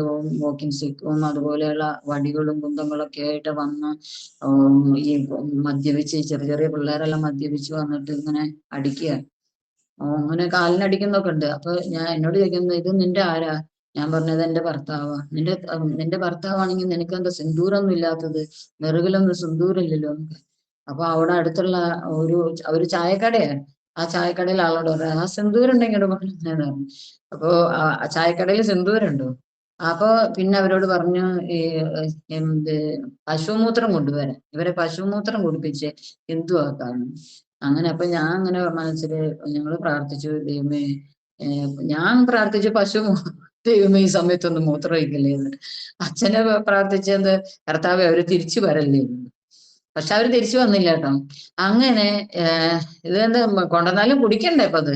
അങ്ങനെ പിന്നെ അവിടെ നിന്ന് അവിടെ പറഞ്ഞ് പുറത്തിറങ്ങി നിന്നിട്ട് അച്ഛനോട് നിർബന്ധിച്ച് പറയിപ്പിച്ചു. എന്ത്, ഞങ്ങള് ഈ കേരളത്തിൽ നിന്ന് വന്നത് 10,000 രൂപ ഈ പാവപ്പെട്ട ജനങ്ങൾക്ക് കൊടുത്ത് മതം മാറ്റുന്നു. അത് നിർബന്ധിച്ച് അവര് പറയാ, ഇഷ്ടികയും വടിയും കുന്തും ഒക്കെ ആയിട്ട് പുറകില് കുറച്ച് പേര് നിൽക്കുക, പറഞ്ഞില്ലെങ്കിൽ അടിക്കുക. അപ്പൊ അച്ഛൻ അടിച്ചടിച്ച് അച്ഛനെയും വശം കെട്ട് നിൽക്കുക. അങ്ങനെ നിൽക്കുന്ന സമയത്ത് പിന്നെ അച്ഛൻ അവരെ നിർബന്ധം കൊണ്ട് അത് പറയേണ്ടി വന്നു. അങ്ങനെ പറഞ്ഞു കഴിഞ്ഞ് പിന്നെ അവരെ പോലീസിനെ ഏൽപ്പിച്ചു. പോലീസ് വന്ന്, ഇപ്പൊ പോലീസ് ആദ്യം ഞങ്ങളെ വണ്ടിയിൽ കയറ്റി, പിന്നെ ഇറങ്ങി വരാൻ പറഞ്ഞ് ഇറങ്ങി വന്നപ്പോ എനിക്ക് എന്റെ തലയെല്ലാം കറങ്ങി, ഞാൻ താഴെ വീഴുന്ന ഇതായി. അങ്ങനെ ഞാൻ താഴെ ഇരുന്നു. വീണ എന്തെങ്കിലും പ്രശ്നം ഉണ്ടാവുക, അതിനായിട്ട് മുന്നേ ഞാൻ അങ്ങോട്ട് ഇരുന്നു അവിടെ. അങ്ങനെ ഇരുന്നപ്പോ പിന്നെ ഞാൻ അച്ഛനോട് പറഞ്ഞു എനിക്ക് വെള്ളം വേണമെന്ന് പറഞ്ഞു. അങ്ങനെ അവര് അരയ്ക്കുന്ന ഒരു കുപ്പി വെള്ളം തന്ന്, പിന്നെ വെള്ളം കുടിച്ച്, പിന്നെ അവര് വീണ്ടും ഞങ്ങളെ പോലീസ് സ്റ്റേഷനിൽ കൊണ്ടുപോയി. പിന്നെ ദൈവത്തിന്റെ ഒരു ഇടപെടലുണ്ടായി. പക്ഷെ അന്ന് ഞങ്ങൾക്കൊന്നും കേസൊന്നും കൂടാതെ പോലീസ് സ്റ്റേഷനിൽ കൊണ്ടുപോയി അവരെന്തോ എഴുതിച്ചു, ഞങ്ങളെ ഗാവുന്ന പിടിച്ചെന്നും പറഞ്ഞിട്ട് അങ്ങനെ എഴുതിച്ച് അവരന്ന് ഞങ്ങളെ വിട്ടു. അന്ന് രക്ഷപ്പെട്ടു എന്ന് തന്നെ പറയാം. എന്താ വെച്ചാല് അന്ന് തൊണ്ടി സഹിത ഞങ്ങളെ പിടിച്ചത്. അന്ന് പിന്നെ അവിടുന്ന് ഞങ്ങള് പോരുമ്പോ ഈ പോലീസുകാരെ ഞങ്ങൾക്ക് ഈ ബാഗ് തന്നു. ബാഗിൽ നോക്കിയപ്പോ 200 രൂപയുണ്ട്, ATM ഉണ്ട്. അങ്ങനെ അപ്പൊ ബസ്സിന് പോകാനായിട്ട് ഈ 200 രൂപയായിട്ട് ഞങ്ങൾ അവിടെ നിന്ന് ഇങ്ങനെ ബസ്സിന് കയറി. ഒരു ബസ് കയറി ഇറങ്ങിയപ്പോ ഞങ്ങളുടെ പൈസ തീർന്നു, ബാക്കി പോവാൻ പൈസയില്ല. അപ്പോ ഞങ്ങള് ഇങ്ങനെ ഒരു അബദ്ധത്തിൽ വന്നെന്നാണ് പോലീസ് അല്ല കണ്ടക്ടറോട് പറഞ്ഞപ്പോ ആ പുള്ളിക്കാരെ ഒരു 10 രൂപ ഞങ്ങൾക്ക് കുറച്ചു തന്നു. പക്ഷെ പിന്നെ ഞങ്ങൾക്ക് പോവാൻ വണ്ടിക്കൂലില്ല. അങ്ങനെ രാത്രി എന്ന് പറഞ്ഞാൽ 6:30 ആകുമ്പോൾ ഞങ്ങളെ പോലീസ് സ്റ്റേഷനിൽ വിട്ടിരിക്കുന്നു. അന്ന് തണുപ്പ് സമയം. അങ്ങനെ പിന്നെ ഞങ്ങള് അവിടെ ഒരു ബസ് ഇറങ്ങി കഴിഞ്ഞപ്പോ ഒരു കടയിൽ കയറി ATM വെച്ച് ഒരു 200 രൂപ കൂടി എടുത്ത് പിന്നെ ഞങ്ങളുടെ താമസ സ്ഥലത്ത് എത്തിയപ്പോ ഞങ്ങളുടെ സോണൽ ലീഡറും അവിടുന്ന് കുറച്ച് പേരൊക്കെ വന്നിട്ടുണ്ട്. അങ്ങനെ ഞങ്ങൾ തന്നെ അവരുടെ സ്ഥലത്തേക്ക് കൊണ്ടുപോയി പൂർണിയയിൽ കൊണ്ടുപോയി അവിടെ കുറച്ച് ദിവസം നിന്ന് പിന്നെ ഞങ്ങള് നാട്ടിൽ വിട്ടു. നിങ്ങൾ കുറച്ച് നാട്ടില് പോയി നിന്നിട്ട് വാന്ന് പറഞ്ഞിട്ട് നാട്ടിലേക്ക് പോകും. അങ്ങനെ നാട്ടിൽ വന്ന് അച്ഛന് ട്രീറ്റ്മെന്റ് എല്ലാം നടത്തി. അപ്പോ ഞങ്ങള് ഈ ആദ്യത്തെ ഈ ജംസിൽ നിൽക്കുന്ന സമയത്താണ് പ്രൊജക്ടിന്റെ വർക്ക് ചെയ്തുകൊണ്ടിരിക്കുമ്പോഴാണ് ഞങ്ങളുടെ വീടും സ്ഥലം എല്ലാം പപ്പ എടുത്ത് വിറ്റ് ഞങ്ങൾക്ക് അതിന് ഓഹരിയും തന്നില്ല. അപ്പൊ ഞങ്ങൾക്ക് നാട്ടിൽ വരുമ്പോ ഞങ്ങൾ ഒന്നെങ്കിൽ ഏതെങ്കിലും വിശ്വാസിയുടെ വീട്ടിലോ അല്ലെങ്കിൽ ദേവദാസന്മാരുടെ വീട്ടിലോ അങ്ങനെ നിന്ന് തിരിച്ചു പോകും. 10-15 ദിവസത്തെ അവധിക്കാ വരുന്നത്. അല്ലെങ്കിൽ ഞങ്ങൾ എന്ത് ചെയ്യുക, അവിടെ ഏതെങ്കിലും പഞ്ചാബിലോ വെസ്റ്റ് ബംഗാളിലോ ഒക്കെ പോയിട്ട് അവരുടെ കൂടെ നിന്ന് പ്രവർത്തിക്കാനായിട്ട് അങ്ങനെ പോകുമായിരുന്നു. അങ്ങനെ മിക്കതും ഞങ്ങൾ അങ്ങനെ പോകാറുള്ളൂ. അങ്ങനെ പിന്നെ അപ്പൊ പിള്ളേര് ഒരാള് അവന്റെ +2 കഴിഞ്ഞപ്പോ തിരിച്ചു പോകുന്നു, ഒരാള് 10ാം ക്ലാസ് കഴിഞ്ഞപ്പോഴും തിരിച്ചു പോകുന്നിരുന്നു. അങ്ങനെ ഞങ്ങള് പിന്നെ ഇവിടെ നാട്ടില് വന്നു. നാട്ടില് ഞങ്ങള് ഇവിടെ അവിടുന്ന് പോരുമ്പോ തന്നെ ചിന്തിച്ചു ഇനി നാട്ടിൽ തന്നെ സുവിശേഷ വേല ചെയ്യാം. അങ്ങനെ ഇരിക്കുമ്പോ എനിക്ക് ഇങ്ങനെ വളഞ്ഞു കിടക്കുന്ന നെൽപ്പാടെല്ലാം കർത്താവ് കാണിച്ചു തന്നപ്പോൾ ഞാൻ അങ്ങനെ പറഞ്ഞു, കർത്താവ് ഞങ്ങൾ ഇനി ഇവിടെ ചെയ്യുന്നു. ഒരു ദിവസം പിന്നെ യോഹന്നാന്റെ സുവിശേഷം 4-ാം അധ്യായം 38-ാം വാക്യം ഞാൻ വായിച്ചും കൊണ്ട് ആ ഭാഗം 4-ാം അധ്യായം വായിച്ച് 38-ാം വാക്യം ഇങ്ങനെ വന്നപ്പോൾ നിങ്ങൾ വിതയ്ക്കാത്തത് കൊയ്യാനായിട്ട് ഞാൻ നിങ്ങളെ അയച്ചിരിക്കുന്നു എന്ന് പറയലും എന്റെ കണ്ണെന്ന് തുരുതരാ കണ്ണുനീര് ഒഴുകി തുടങ്ങി. അപ്പൊ ഞാൻ പറഞ്ഞു, കർത്താവേ ഇനി ഒരു വഴി ദൈവം ഞങ്ങൾക്ക് തുറക്കുകയാണെങ്കിൽ നിങ്ങൾ എവിടെയായാലും പൊക്കോളാന്ന് പറഞ്ഞു. അങ്ങനെ ഒരു തീരുമാനം എടുത്തു. അങ്ങനെ ഞങ്ങളൊരു പ്രാർത്ഥനയില് തിരുവനന്തപുരത്ത് അവിടെ വിൽസൺ ബാസിന്റെ അവിടെ ഞങ്ങൾ പ്രാർത്ഥിച്ചുകൊണ്ടിരിക്കുമ്പോഴാണ് ഈ യുപിന്ന് കുറച്ച് പേര് പ്രാർത്ഥനയ്ക്കായിട്ട് അവിടെ കടന്നു വന്ന്. അങ്ങനെ ഒരു ചെറുക്കൻ ഞങ്ങളോട് പറഞ്ഞ് ഞങ്ങളുടെ അവിടേക്ക് വന്ന നിങ്ങൾക്ക് കുഴപ്പമൊന്നും ഉണ്ടാവില്ല, അവിടെ വന്നാൽ നിങ്ങൾക്ക് നല്ലത്, ഞങ്ങൾക്ക് നല്ലത് എന്നൊക്കെ പറഞ്ഞ് ഞങ്ങളെ പിന്നെ നിർബന്ധിച്ചിട്ട് അവര് നിർബന്ധിച്ചു. പിന്നെ ഞങ്ങൾ വിചാരിച്ചു, ഞാനും ദൈവസാന്നിധ്യത്തിൽ ഒരു തീരുമാനം എടുത്തിട്ടാണല്ലോ നിൽക്കുന്നത്. അങ്ങനെ ഞങ്ങളുടെ ബിജു ഫ്രാൻസിസ് എന്ന് പറഞ്ഞ പാസ്റ്ററും അതുപോലെ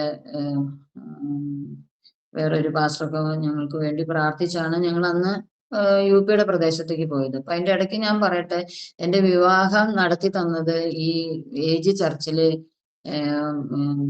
ഈ പാസ്റ്ററും ബിജു പാസ്റ്ററും അവിടുത്തെ വിശ്വാസികളാണ് എന്റെ വിവാഹം നടത്തി തന്നത്. അപ്പോ അത് ഞാൻ പറയാൻ വിട്ടുപോയി. അങ്ങനെ അവരാണ് അപ്പൊ വീട്ടിൽ നിന്ന് ഓരോരുത്തര് വന്നു എന്ന് മാത്രമേ പറയാൻ പറ്റുള്ളൂ. എന്താ വെച്ചാല് ഒരു ഗ്രൂപ്പ് രണ്ട് ഗ്രൂപ്പായിട്ട് അവര് വന്നത്. ഒരു ഗ്രൂപ്പ് വഴി തെറ്റി എല്ലാം പോയി, എല്ലാ പരിപാടിയും കഴിഞ്ഞ് ആഹാരത്തിന്റെ സമയത്ത് അവരെത്തി. അങ്ങനെ പിന്നെ ഇവിടുന്ന് ഞങ്ങൾ പിന്നെ യുപിയുടെ പ്രദേശത്തേക്ക് പോവുക, പ്രാർത്ഥനയൊക്കെ കഴിഞ്ഞ് യുപിയുടെ പ്രദേശത്തേക്ക് കടന്നുപോയി അവിടെ ഞങ്ങൾ ചെന്ന് നേരിട്ട് ഞങ്ങൾ പോയില്ല. ലക്നൌവിൽ നിന്ന് അവിടെ ഒരു ദേവദാസന്റെ കൂടെ അവിടെ നിന്ന് സാബുപാസിന്റെ അവിടെ നിന്നിട്ടാണ് ഞങ്ങൾ അവിടുന്ന് കുറച്ച് ദിവസം കഴിഞ്ഞിട്ട് ഞങ്ങൾ 2-3-4-5 ദിവസം കഴിഞ്ഞിട്ടാണ് പോയത്. അപ്പൊ അവിടേക്ക് മറ്റോടത്തേക്ക് പോകണമെങ്കിൽ ട്രെയിനിന് ടിക്കറ്റ് ഇല്ല, അങ്ങനെ പറഞ്ഞാൽ ഞങ്ങൾ അവിടെ നിന്നത്. അങ്ങനെ ടിക്കറ്റ് കിട്ടി ഞങ്ങൾ അങ്ങോട്ട് പോയി. ഒരു ദിവസം ഞങ്ങൾ അവിടെ ഗാവില് നിന്നപ്പോ എനിക്ക് പേടിയായി. അന്ന് രാത്രിയാകുമ്പോ ഈ മൊബൈല് ഇവര് ഈ ജനാലയ്ക്കാ വെക്കുന്നത്. ജനാലയ്ക്കെന്ന് പറഞ്ഞാൽ അവിടെ ജനലൊന്നും ഇല്ല, ഒരു ജനാലയുടെ ഒരു ഭാഗം അങ്ങോട്ട് വെച്ചിട്ടുണ്ടെന്ന് മാത്രമേ ഉള്ളൂ. ഞങ്ങൾ കിടന്ന ആ റൂമില്. അപ്പൊ ഞാൻ പറഞ്ഞാച്ചാ അവിടെ വെക്കല്ലേ, കള്ളന്മാര് വന്നാ ഇത് എടുത്തു കൊണ്ടുപോകും എന്ന് പറഞ്ഞു. അപ്പൊ ആ റൂം അവിടുത്തെ ആ വീടിന്റെ മാലിക് പറഞ്ഞു, ഈ ഇതൊന്നും ആരും എടുത്തു കൊണ്ടുപോകില്ല എന്ന് പറഞ്ഞു. ഇവിടെ ആരും വരില്ല, കള്ളന്മാര് വരില്ല എന്ന് പറഞ്ഞു. പിന്നെ ഞങ്ങൾക്ക് ഇത് പറഞ്ഞതിന്റെ പിന്നിലൊരു ഉദ്ദേശം എന്ന് പറഞ്ഞാല് ആ ഗാവിലുള്ളവരെല്ലാരും കള്ളന്മാരുടെ ഒരു ഗുഹയായിരുന്നു അത്. അങ്ങനെ അപ്പൊ ഞങ്ങൾ അവിടെ പിറ്റേ ദിവസം സിസ്റ്ററെ, കള്ളന്മാരുടെ ആ സ്ഥലത്താണോ നിങ്ങൾ എത്തിപ്പെട്ടത്? ഞങ്ങൾക്ക് അറിയില്ലായിരുന്നു. അവിടെ പിടിച്ചു പറിക്കാരും അങ്ങനത്തെ ഒരു ഗാവായിരുന്നു അത്. അപ്പൊ അവര് പറയുന്ന മാങ്ക ഗ്രൂപ്പുകാരെ അങ്ങനെ യാചിച്ച് ഉപജീവനം കഴിക്കുന്നവരെന്നൊക്കെ ഞങ്ങളോട് പറഞ്ഞിട്ട് അന്ന് കൊണ്ടുപോയത്. പിന്നെയല്ലേ ഞങ്ങൾക്ക് മനസ്സിലായി അത് കള്ളന്മാര് പിടിച്ചുപറിക്കാരുടെ ഒരു കേന്ദ്രമാണെന്നുള്ളത്. അങ്ങനെ പിന്നെ ഞങ്ങൾ പറഞ്ഞു, ഞങ്ങൾക്ക് ഇവിടെ നിൽക്കാൻ പറ്റില്ല, എന്താ വെച്ചാല് ബാത്റൂം ഇല്ല, അങ്ങനെയുള്ള പ്രയാസങ്ങളും പിന്നെ കിടക്കാനുള്ള സൗകര്യങ്ങൾ കുറവ് അങ്ങനെയൊക്കെ വന്നപ്പോ ഞങ്ങൾ പറഞ്ഞു, ഞങ്ങൾക്ക് ഇവിടെ ഒരു വീട് എടുത്തു തരണം എന്ന് പറഞ്ഞു. അങ്ങനെ ഒരു വീട് എടുത്തു തന്നു. ഒരു 5 കിലോമീറ്റർ ദൂരെയാണ് വീട് എടുത്തത്. അങ്ങനെ പിന്നെ ഞങ്ങൾ അവിടെ നിന്ന് ആദ്യം ഇവർക്ക് ആർക്കും എഴുത്തും വായനയൊന്നും അറിയില്ല, വലിയവർക്കും അറിയില്ല, ചെറിയവർക്കും അറിയില്ല. അങ്ങനെ ഞങ്ങൾ അക്ഷരം പഠിപ്പിക്കാൻ പോകും, പിന്നെ സൺഡേയിൽ ആരാധന നടത്താൻ പോകും. അപ്പൊ അക്ഷരം പഠിപ്പിച്ച് കഴിഞ്ഞതിന് ശേഷം എന്ത് ചെയ്യുക, കുറച്ച് സമയം വരെ വചനം പഠിപ്പിക്കുമായിരുന്നു. അങ്ങനെ പഠിപ്പിച്ച് കൊണ്ടിരിക്കുമ്പോഴാണ് പിന്നെ ഒരു 3 മാസം ഞങ്ങൾ അങ്ങനെ പോയുള്ളൂ. പിന്നെ അപ്പൊ ദൈവം എനിക്ക് ഇങ്ങനെ കാണിച്ചു തന്നെ 2 പോലീസുകാരെ ഞങ്ങളുടെ നേരെ വരുന്നതും എന്തൊക്കെ എഴുതി കൂട്ടുന്നതൊക്കെ ഇങ്ങനെ അങ്ങനെ കാണുന്നുണ്ട്. അപ്പൊ ഞാൻ അച്ഛനോട് പറഞ്ഞു, അച്ഛാ ഇങ്ങനെ ഞാൻ കാണുന്നു. അപ്പൊ ഞാന് പറഞ്ഞു, വെച്ചാ ഇപ്പൊ പോകാനും പറ്റില്ല, എന്താ വെച്ചാല് ജനുവരി മാസം, ജനുവരിയിൽ പോകണമെങ്കിൽ നല്ല തണുപ്പും പിന്നെ ഈ സാധനങ്ങളെല്ലാം പിന്നെയും കെട്ടിപ്പൂട്ടി പോകാനൊക്കെ ബുദ്ധിമുട്ട്. അപ്പൊ നമുക്ക് എന്നാ ഒരു ഫെബ്രുവരിയിൽ പോകാമെന്നും പറഞ്ഞിട്ട് ഇരിക്കുന്ന സമയത്താണ് ഇങ്ങനെ ഒരു ഇത് കാണുന്നത്. അപ്പൊ ഞാൻ പറഞ്ഞു, ഇപ്പൊ നീ എങ്ങനെ പോകാൻ പറ്റും, നാളെ ഇപ്പൊ സൺഡേയാ, പിന്നെ പെട്ടെന്ന് ടിക്കറ്റ് കിട്ടൂല, അങ്ങനെ ചെയ്യുന്നതൊക്കെ അങ്ങനെ തീരുമാനിച്ച് അന്ന് നന്നായി പ്രാർത്ഥിച്ച് അന്ന് ആരാധന നടത്താൻ പോയി. കുഴപ്പമൊന്നും ഉണ്ടായില്ല, പേടിച്ചാ പോയതെങ്കിലും തിരിച്ചു പോകുന്നു. പിറ്റേ ദിവസം ഞാൻ തുണിയെല്ലാം കഴുകി ഈ ടെറസിൽ വിരിക്കാൻ പോവുക. അപ്പൊ അച്ഛനോട് പറഞ്ഞു, അച്ഛനും പോവാ, എനിക്ക് തന്നെ പോകാൻ പേടിയെന്നും പറഞ്ഞിട്ട് എന്താ വെച്ചാല് വീടെല്ലാം ലോക്ക് ചെയ്ത് ഞങ്ങള് മേലെ പോയി. എന്താ വീട് ലോക്ക് ചെയ്യാന്ന് പറഞ്ഞാൽ താഴെ കയറി വരുമ്പോ തന്നെ ഞങ്ങളുടെ റൂം അങ്ങനെ ലോക്ക് ചെയ്യാതിരുന്ന ആരെങ്കിലും കയറിയെങ്കിലോ എന്നുള്ള പേടിയാ. എന്നാ 3-ാം നിലയിലാണ് ഈ തുണി ഇടുന്നത്. അപ്പൊ എന്നാ കുറച്ചു നേരം വെയിലും കൊണ്ടിട്ട് വരാന്നുള്ള ചിന്തയിൽ അവിടെ ചെന്നിരിക്കുന്നു. അപ്പൊ അങ്ങനെ ഇരിക്കുന്നു, തുണി എല്ലാം വിരിച്ചു കഴിഞ്ഞ് ഇങ്ങനെ നിൽക്കുന്ന സമയത്ത് 2 പോലീസുകാർ ഈ റോട്ടിൽ കൂടെ കയറുന്നു. അപ്പൊ ഞാൻ പറഞ്ഞാ, ഇവരെ തന്നെ ഞാൻ കണ്ടത് കേട്ടോ, ഈ 2 പോലീസുകാർ നമ്മളെ നോക്കി വരുന്നു. അപ്പൊ ഞാൻ അച്ഛനോട് പറഞ്ഞാ, നമുക്ക് ഒളിക്കാൻ വേറെ വഴിയൊന്നുമില്ല, ഒളിക്കണമെങ്കിൽ പിന്നെ ഈ ടെറസൊന്നും എടുത്ത് ചാടും. പക്ഷെ ഇവര് നേരെ ടെറസിന്റെ മേലേക്ക് കയറി വന്ന് പിന്നെ ഞങ്ങളോട് സ്റ്റേഷനിൽ ചെല്ലാൻ പറഞ്ഞു. അന്ന് പിന്നെ ഞങ്ങള് പോയി കുറച്ചു നേരം അവര് സംസാരിച്ച് അച്ഛനെ അടിക്കാനൊക്കെ നിന്നു. പക്ഷെ നിങ്ങളൊക്കെ പ്രായമുള്ളതായി എന്നെ അടിക്കുന്നില്ല എന്നൊക്കെ പറഞ്ഞു. പിന്നെ ഒരു ഹോം അറസ്റ്റ് ആയിട്ട് അവര് ഇവിടെ ഇട്ട് കാര്യം എന്തുവാ നമ്മൾ ഈ അവിടെ ചെന്ന് സുവിശേഷം അറിയിച്ച അതാണോ കാര്യം ചോദിച്ചോ? നിങ്ങൾ എന്തിനാ ഇവിടെ വന്നതെന്നൊക്കെ ചോദിച്ചു. അപ്പൊ ഇവര് ഈ രണ്ട് പോലീസുകാരെന്ന് പറഞ്ഞാല് അവിടെ എന്തൊരു പ്രശ്നമൊക്കെ നടന്ന സമയത്ത് അവിടെ കാവലായിട്ട് നിന്നിരുന്ന രണ്ട് പോലീസുകാരായിരുന്നു.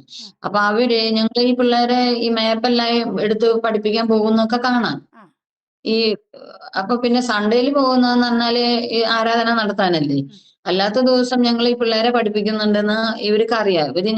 അവര് നിൽക്കുന്ന സ്ഥലത്ത് നിന്നിട്ടാണ് ഞങ്ങൾ ബസ് കയറി പോകുന്നത്.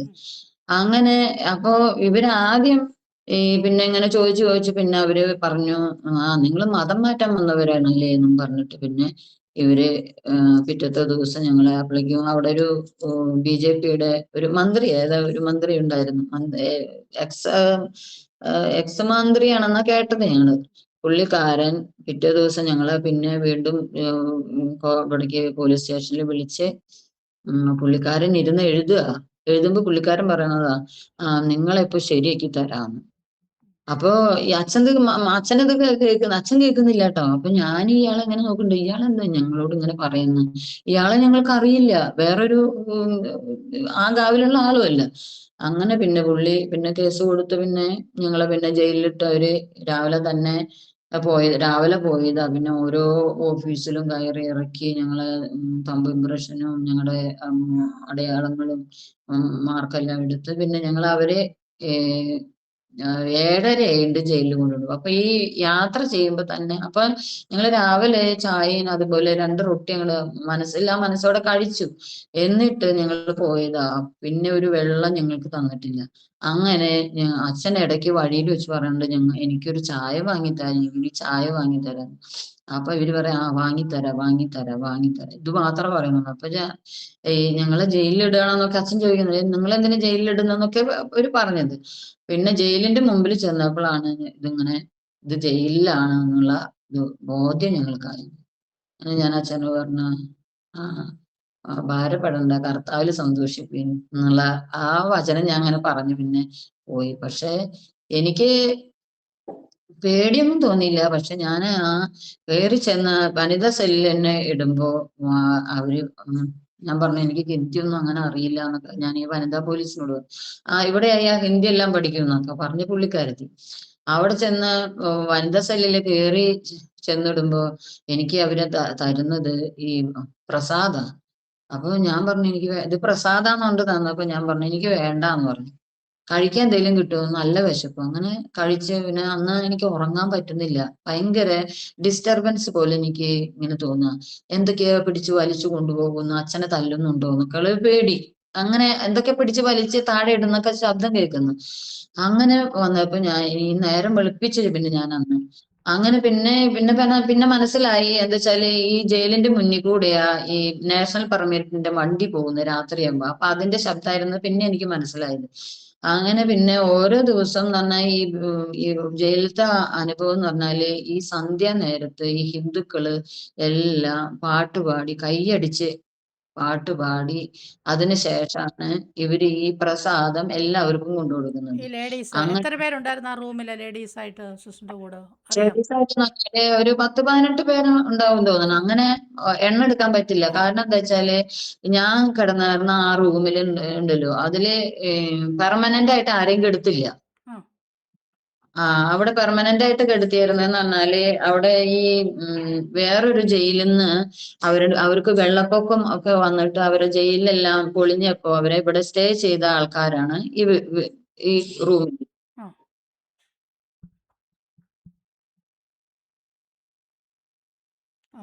പറഞ്ഞു.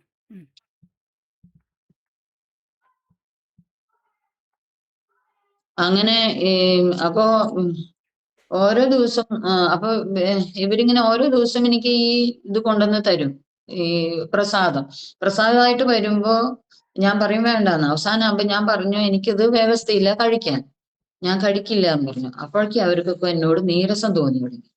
അവരൊക്കെ നോട്ടം വടുതി എല്ലാം കാണുമ്പോൾ നമുക്ക് പേടിയാവും. അങ്ങനെ ഈ പിന്നെ അങ്ങനെ ഈ ഈ ഈ ഞങ്ങളുടെ റൂമിൽ എന്ന് പറഞ്ഞാല് ഈ ഈ ആദ്യം വരുന്ന ആൾക്കാരെ 2-3 ദിവസം അവിടെ കെടുത്തും. ഒരു പീസ്ഫുൾ അറ്റ്മോസ്ഫിയർ എന്ന് പറഞ്ഞിട്ടാണ് ഇപ്പൊ അവിടെ കെടുത്തുന്നത്. എന്താ വെച്ചാൽ അവിടെ ഒത്തിരി ആളില്ലല്ലോ, വഴക്കുണ്ടാക്കാനും ബഹളമുണ്ടാക്കാനൊന്നും ആരുമില്ല. അപ്പൊ ഈ വരുന്ന ആൾക്കാരെ ആദ്യം ഇവിടെ 3 ദിവസം കെടുത്തും, പിന്നെ അപ്പുറത്തെ റൂമിൽ കൊണ്ടുപോയി കെടുത്തും. അങ്ങനെയാണ്. അപ്പൊ ഈ എന്നെ മാറ്റിയില്ല എന്ന് പറഞ്ഞാ, അപ്പൊ അവര് ഒരു 2 പോലീസുകാരുണ്ട്. അവര് പറയും ഷീജ അങ്ങോട്ട് പോകണ്ട, ഷീജയ്ക്ക് അവിടെ ഉള്ള ആൾക്കാരായിട്ട് മിങ്കിൾ ചെയ്യാൻ പറ്റില്ല, അത് കാരണം ഷീജ ഇവിടെ എന്നെ കിടന്നാ മതി എന്ന് പറയും എന്നോട്. അപ്പോ ഞാനും പിന്നെ അവിടെ ഉള്ളവരൊക്കെ പറഞ്ഞു, അപ്പുറത്തെ റൂമേര് പറയും ഷീജ അവിടെ കിടക്കുന്ന കാരണ ഷീജയ്ക്ക് ജാമ്യം കിട്ടാത്തത്, ഷീജ ഇവിടെ വന്നാൽ ഷീജയ്ക്ക് ജാമ്യം കിട്ടുന്നൊക്കെ അവരെന്നോട് ഇങ്ങനെ പറഞ്ഞു. അങ്ങനെ ഒരു 6 മാസം കഴിഞ്ഞപ്പോ പിന്നെ അങ്ങോട്ട് തന്നെ ആ റൂമിൽ തന്നെ പോകേണ്ടതായിട്ട് വന്നു. അപ്പൊ 6 മാസത്തിന്റെ ഉള്ളിൽ എന്ന് പറഞ്ഞാല് അവിടെ എന്ന് പറഞ്ഞാല് നമുക്ക് എല്ലാ ദിവസവും പുല്ല് പറിക്കാൻ, അതുപോലെ നമുക്കൊരു സ്ഥലം തരും അടിച്ചു വാരാനായിട്ട്. അവിടെ പോയി നമ്മൾ അടിച്ചു വാരണം. അപ്പൊ എല്ലാവരും അങ്ങനെ ചെയ്യില്ല. അപ്പൊ ഞാൻ എന്ത് ചെയ്യുക, ഞാൻ എല്ലാ ദിവസവും അടിച്ചു വരും. ഞാൻ എന്റെ സ്ഥലം അങ്ങോട്ട് ക്ലീൻ ആക്കിയിടും, അവിടെ എല്ലാം പുല്ല് പറിക്കും. അതല്ലാതെ വേറെ സ്ഥലങ്ങളിലും പുല്ല് പറിക്കാനായിട്ട് അവര് വിളിക്കും. അപ്പൊ ഈ കാട് പിടിച്ചിരിക്കുന്നതെല്ലാം നമ്മൾ വൃത്തിയാക്കണം. അവിടെ വരുന്നവരുടെ ഡ്യൂട്ടി അത്. വേറെ ഒരു ഡ്യൂട്ടി എന്ന് പറഞ്ഞാൽ അങ്ങനെയൊന്നുമില്ല. പിന്നെ അവരെന്തെങ്കിലുമൊക്കെ പറഞ്ഞാൽ ചെയ്യണം എന്ന് മാത്രം. പിന്നെ നമ്മൾ ഈ താമസിക്കുന്ന റൂമിന്റെ ചുറ്റും ഒരു ഉമ്മറം പോലെ ഇതുണ്ട് ചുറ്റും. അപ്പൊ അവിടെ എന്ത് ചെയ്യണം, വെള്ളം ഒഴിച്ച് കഴുകണം. അത് ആഴ്ചയിൽ ഒരു ദിവസം കിട്ടും. അപ്പൊ 2 പേര് വെച്ചിട്ടത് ചെയ്യുന്നത്. അങ്ങനെ ഇവരൊക്കെ ക്ലീൻ ചെയ്യാന്ന് പറഞ്ഞാല് ചുമ്മാ ഇവര് വെള്ളം നനച്ചു എന്നറിയാൻ വേണ്ടിയിട്ട് ഒരു ബക്കറ്റ് വെള്ളം കൊണ്ട് ചങ്ങട് തേച്ചങ്ങട് പിടിപ്പിക്കും. എനിക്ക് അങ്ങനെ അറിയില്ല. ഞാൻ എന്ത് ചെയ്യാ, കുറെ വെള്ളം കൊണ്ടുപോയിട്ട് നല്ല ക്ലീൻ ആക്കും. ഇവരെല്ലാം തേച്ച് പിടിപ്പിക്കുന്നത് ഞാൻ ഒരു ദിവസം കൊണ്ട് ഇതെല്ലാം കഴുകി വൃത്തിയാക്കണം. അപ്പൊ ഒത്തിരി സമയം എടുക്കും, ഒത്തിരി വെള്ളം കൊണ്ടുപോകണം. അപ്പൊ അങ്ങനെയായപ്പോ ഒരു ദിവസം ഒരു സഹോദരി എന്നോട് പറഞ്ഞു, ഷീജ ഇത് ജയിലാ, അത് വീടല്ല എന്ന് പറഞ്ഞു. അപ്പൊ ഞാൻ ചോദിച്ചത്, നമ്മൾ താമസിക്കുന്ന ഇടല്ലേ ഇത് നമ്മുടെ വീടായിട്ട് ഞാനിപ്പോ കാണുന്നത്, അതുകൊണ്ട് നമ്മുടെ വീടും പരിസരം എല്ലാം വൃത്തിയായിരിക്കണം എന്നാണ്. അപ്പൊ അങ്ങനെ പറഞ്ഞപ്പോ അവൾക്ക് ദേഷ്യം വന്നു. അവള് പറഞ്ഞു, അവൾ അങ്ങനെ മിണ്ടാതിരുന്ന് എന്നോട് പറഞ്ഞു, ഷീജയുടെ നാവ് എനിക്ക് തരണം, അങ്ങനെ എന്തൊരു ഭാഷ അവൾ അങ്ങനെ ഒന്ന് പറഞ്ഞു. അങ്ങനെ പിന്നെ പിന്നെ എന്റെ ടേം വന്നപ്പോ എന്ത് ചെയ്ത്, ഇവള് ചൂലും അതുപോലെ വെള്ളം എല്ലാം എടുത്തു പോയിട്ട് ഇവള് എന്റെ ടേബിൾ അങ്ങോട്ട് ക്ലീൻ ചെയ്തു തുടങ്ങി. അപ്പൊ ഞാൻ വിചാരിച്ചു, കർത്താവേ ഇനി ഇവളായിട്ട് എന്താ യുദ്ധം ചെയ്യാൻ പറ്റും? ഒന്നും ചെയ്യാൻ പറ്റില്ല, എന്താ ചെയ്യുന്നത്? അപ്പൊ ഞാൻ അങ്ങനെ ചിന്തിച്ചു, അവൾ അങ്ങനെ ചുമ്മടിച്ചു പോവല്ലേ, എനിക്ക് അതിന്റെ പിന്നാലെ ഒന്നും കൂടി ക്ലീൻ ചെയ്ത് പോകാലോ വിചാരിച്ചിട്ട് ഞാൻ എന്ത് ചെയ്തു, അതിന്റെ പിന്നാലെ ഞാനും ക്ലീൻ ചെയ്തു. അങ്ങനെ ഇരിക്കുമ്പോ ഒരു ദിവസം ഇവള് എന്റെ അടുത്തേക്ക് അന്ന് ഉച്ചയ്ക്ക് ഊണെല്ലാം കഴിഞ്ഞിരിക്കുമ്പോ കതകെല്ലാം അടച്ച സമയ അന്ന് വെയില് തുടങ്ങിയപ്പോ, അങ്ങനെ വെയില് തുടങ്ങിയ സമയം, അങ്ങനെ കതക് അവര് പൂട്ടി എല്ലാവരും അങ്ങനെ അവരുടെ ബെഡിൽ അങ്ങനെ ഇരിക്കുക, അല്ലെങ്കിൽ കിടക്കുക, എന്ത് വേണമെങ്കിൽ ചെയ്യാം, ഉറങ്ങുകയൊക്കെ ചെയ്യാം. അങ്ങനെ ഞാൻ ഇരിക്കണ സമയത്ത് ഇവൾ അങ്ങോട്ട് വന്നിട്ട് എന്നോട് പറഞ്ഞു, ആഹാ നീ ഒറ്റയ്ക്കാണെങ്കിലും സമാധാനത്തിലായിരിക്കുന്നെന്നും പറഞ്ഞ് ഇവളെ എഴുന്നേറ്റുകൊണ്ട് വന്നു. അപ്പൊ ഇവളെ കാണുമ്പോ തന്നെ നമുക്ക് മനസ്സിലാവും ഇവള് ഈ മറ്റേ സേവയുള്ള ആളാണ്, ഹനുമാൻ സേവയുള്ളത്. അപ്പൊ ഇവളിങ്ങോട്ട് വന്നിട്ട് ഇങ്ങോട്ട് പറഞ്ഞ് വരുമ്പോഴേക്കും ഞാൻ പറഞ്ഞു, കർത്താവേ ഇനി എന്തോ ചെയ്യും, പുറത്തു പോകാൻ വഴിയില്ലല്ലോ കർത്താവേ, എന്ത് ചെയ്യും? ഇവളുടെ കൂടെ ആണെങ്കിലോ ഒരു പരിവാരം ജനങ്ങളും കൂടെ അവിടെ ഉള്ളവരും കൂടിയിട്ട് ആ റൂമിലുള്ളവരും കൂടിയിട്ട് അങ്ങോട്ട് എന്റെ ചുറ്റും വന്നിരുന്നു എന്നോട് പാട്ട് പാടാൻ പറഞ്ഞപ്പോ ഞാൻ പറഞ്ഞു, എനിക്ക് എന്തോ പാട്ട് പാടാൻ ഒരു വരി കിട്ടുന്നില്ല. അങ്ങനെ ഞാൻ എന്ത് ചെയ്ത്, മുക്തിയിലായി യേശുവിനാന്നുള്ള 2 വരി പാട്ട് മാത്രമേ എനിക്ക് പാടാൻ പറ്റുള്ളൂ. അങ്ങനെ പാടി അവരോട് ഞാൻ സുവിശേഷം എനിക്ക് അറിയാവുന്ന ഭാഷയിൽ ഞാൻ അവരോട് ഇങ്ങനെ പറഞ്ഞപ്പോ അവര് പറഞ്ഞു, ഞങ്ങളുടെ ദൈവത്തെ അല്ലാതെ ഞങ്ങൾ വേറൊരു ദൈവത്തെ സ്നേഹിക്കില്ല എന്ന് പറഞ്ഞവരായിരുന്നു. പിന്നെ എനിക്ക് എന്റെ സന്തോഷം എനിക്കൊരു നിരാശ വന്ന പോലെയോ എന്തോ എന്നെ ബാധിച്ച പോലെ എനിക്ക് തോന്നി. അപ്പൊ അവിടുത്തെ വാർഡൻ എന്നോട് പറഞ്ഞു, ഇച്ചിരി പ്രായമുള്ള ഒരു സഹോദരി അത് പറഞ്ഞു, ഷീജ അപ്പൊ അവിടെ ഒരു 3 മാസത്തെ ഒരു കോഴ്സ്, ടൈലറിങ് കോഴ്സ് തുടങ്ങിയിട്ടുണ്ട്. അപ്പൊ അവിടെ പഠിപ്പിക്കാൻ വേണ്ടി ഒരു ടീച്ചറും വരുന്നുണ്ട്. അപ്പൊ ആ ടീച്ചറുടെ അടുത്തേക്ക് അപ്പൊ ഈ വാർഡനും വന്നിരിക്കും. അപ്പൊ ഞങ്ങൾ അവിടെ പഠിക്കാൻ പോകുന്ന നമു എനിക്കൊന്നും ചിലപ്പോ ഇത് കിട്ടില്ല, മിഷ്യൻ കിട്ടില്ല. 5-8 മിഷ്യനുണ്ട്. പക്ഷെ എന്നെ ഇരുത്തില്ല. ഞാൻ എങ്ങനെയും നേരത്തെ ചെന്നിരുന്ന നമ്മളെ അവിടെ ഇരുത്താത്ത പന്തിയില് നമ്മുടെ ശരീരത്തില് വല്ലാത്ത പ്രയാസം ഇട്ടിട്ട് നമ്മളെ ബുദ്ധിമുട്ടിക്കുന്ന ഒരു ഇതാണ്. അങ്ങനെ ഞാൻ ഇങ്ങനെ ഈ വചനം പറഞ്ഞും പ്രാർത്ഥിച്ചും അന്യഭാഷയിൽ പ്രാർത്ഥിച്ചൊക്കെ അങ്ങനെ ഇരിക്കും. അങ്ങനെ ഇരുന്ന് ഞാൻ ഒരുവിധം അങ്ങോട്ട് ഞാൻ ചെയ്ത എനിക്ക് അങ്ങോട്ട് വെട്ടിത്തന്നത് അങ്ങോട്ട് ഞാൻ അടിച്ചങ്ങോട്ട് എടുക്കും. ഒരു വിധത്തിൽ ഞാൻ അങ്ങനെ അങ്ങനെ ഒരു ഞാൻ വിചാരിച്ചു ഇവിടെ പഠിക്കാൻ വരണ്ട എന്നുള്ള ചിന്തയൊക്കെ ഉണ്ടായി എനിക്ക്. പിന്നെ ആ കോഴ്സ് തീരുന്നവരെ അങ്ങനെ പഠിക്കാനായിട്ട് ദൈവം സഹായിച്ചു. ഈ അപ്പൊ ഒരു ദിവസം ഞങ്ങള് കോർട്ടിൽ പോയ സമയത്ത് എന്ത് ചെയ്തു, ഇവര് ഈ ഇവിടുന്ന് പുറത്തുനിന്ന് വന്ന ആൾക്കാരുണ്ടല്ലോ, അവരെന്ത് ചെയ്ത് എന്റെ ബാഗിന്ന് എന്റെ ചുരിദാറെല്ലാം എടുത്ത് ആ റൂമിലുള്ള എല്ലാവരും കൂടി ഒരു കെട്ടായിട്ട് നിന്നിട്ട് ഈ എംബ്രോയിഡറി തയ്ച്ച ഒരു ചുരിദാറായിരുന്നു. അവർ ആണി വെച്ചെല്ലാം ഒരു പൂക്കളാണ് ഈ എംബ്രോയിഡറി, അതിന്റെ സെന്ററിൽ കണ്ടിട്ട്, സെന്ററിൽ തുണിയല്ലേ, അല്ലാതെ പൊളിക്കാൻ പറ്റുന്നില്ല. അങ്ങനെ ആ സെന്റർ കണ്ടിട്ട് അവരാണ്ട് പൊളിച്ച് അങ്ങോട്ട് വെച്ചു, ആണി വെച്ച് അങ്ങോട്ട് ഓട്ടയ്ക്ക് വെച്ചു. പിറ്റേ ദിവസം ഞാൻ ഇത് അറിയുന്നില്ല ഇവരിങ്ങനെ ചെയ്തിരിക്കുന്നതാണ്. പിറ്റേ ദിവസം കുളിയെല്ലാം കഴിഞ്ഞിട്ട് ഞാന് ഇരിക്കുക. ഇന്ന് ഇരിക്കുമ്പോ രണ്ട് പെണ്ണുങ്ങൾ പുറത്ത് നിന്നിട്ട് ഇങ്ങനെ എന്റെ നോക്കുന്നുണ്ട്, എന്തൊക്കെയോ പറയുന്നുണ്ട്. അപ്പൊ ഞാൻ എന്നോട് തന്നെ കർത്താവിനോട് പറഞ്ഞ പോലെ ഞാൻ പറഞ്ഞു, കർത്താവേ അവരെന്താ എന്നെ നോക്കിയിട്ട് ഇങ്ങനെയൊക്കെ പറയുന്നത്, ഇതിലെന്തോ ഇവര് എന്നെ ഞാൻ അവരെ ഒന്നും പറഞ്ഞിട്ടില്ല, പിന്നെന്താ അവരെന്നെ നോക്കുന്നുണ്ട്, എന്തൊക്കെയോ പറയുന്നുണ്ട്. പിന്നെ കുറച്ച് കഴിഞ്ഞപ്പോ എന്റെ ദേഹത്ത് ഞാൻ നോക്കിയപ്പോഴാണ് ഇതെല്ലാം മാല പോലെ കിടക്കുക. അങ്ങനെ പിന്നെ ഞാൻ അതെല്ലാം മാറി, എന്നിട്ട് അവരേക്ക് തന്നെ സൂചി നൂലെല്ലാം മേടിച്ച് ഞാനതെല്ലാം തുന്നി കുത്താ. തുന്നി എല്ലാം ശരിയാക്കുമ്പോ ഞാൻ പറഞ്ഞു, കർത്താവെ ഞങ്ങൾ ഇവിടുന്ന് ഒരു 10 പൂക്കളുണ്ട്, ആ 10 പൂക്കളിൽ ഇവരിങ്ങനെ ചെയ്തു വെച്ചിരിക്കുക. അങ്ങനെ ഞാനിങ്ങനെ പറഞ്ഞു, കർത്താവെ ഞങ്ങൾ ഇവിടുന്ന് ജാമ്യം കിട്ടി പോവാത്ത പന്തിയിൽ എന്തെങ്കിലും തന്ത്രമന്ത്ര ശക്തികളുണ്ടെങ്കിൽ യേശുവിന്റെ നാമത്തിൽ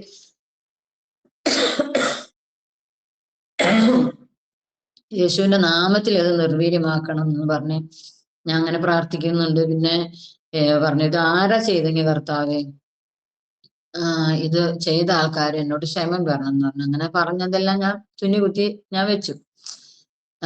എന്നിട്ട് പിന്നെ ഞാനിത് ഞാൻ തുന്നി കുത്തുമ്പോ ഇങ്ങനെ എന്തൊക്കെ സംസാരിക്കുന്നുണ്ട്, മലയാളത്തിലെ ഞാൻ പറയുന്നു. പക്ഷെ ഇവരാരും ഒന്നും ചോദിക്കുന്നൊന്നുമില്ല.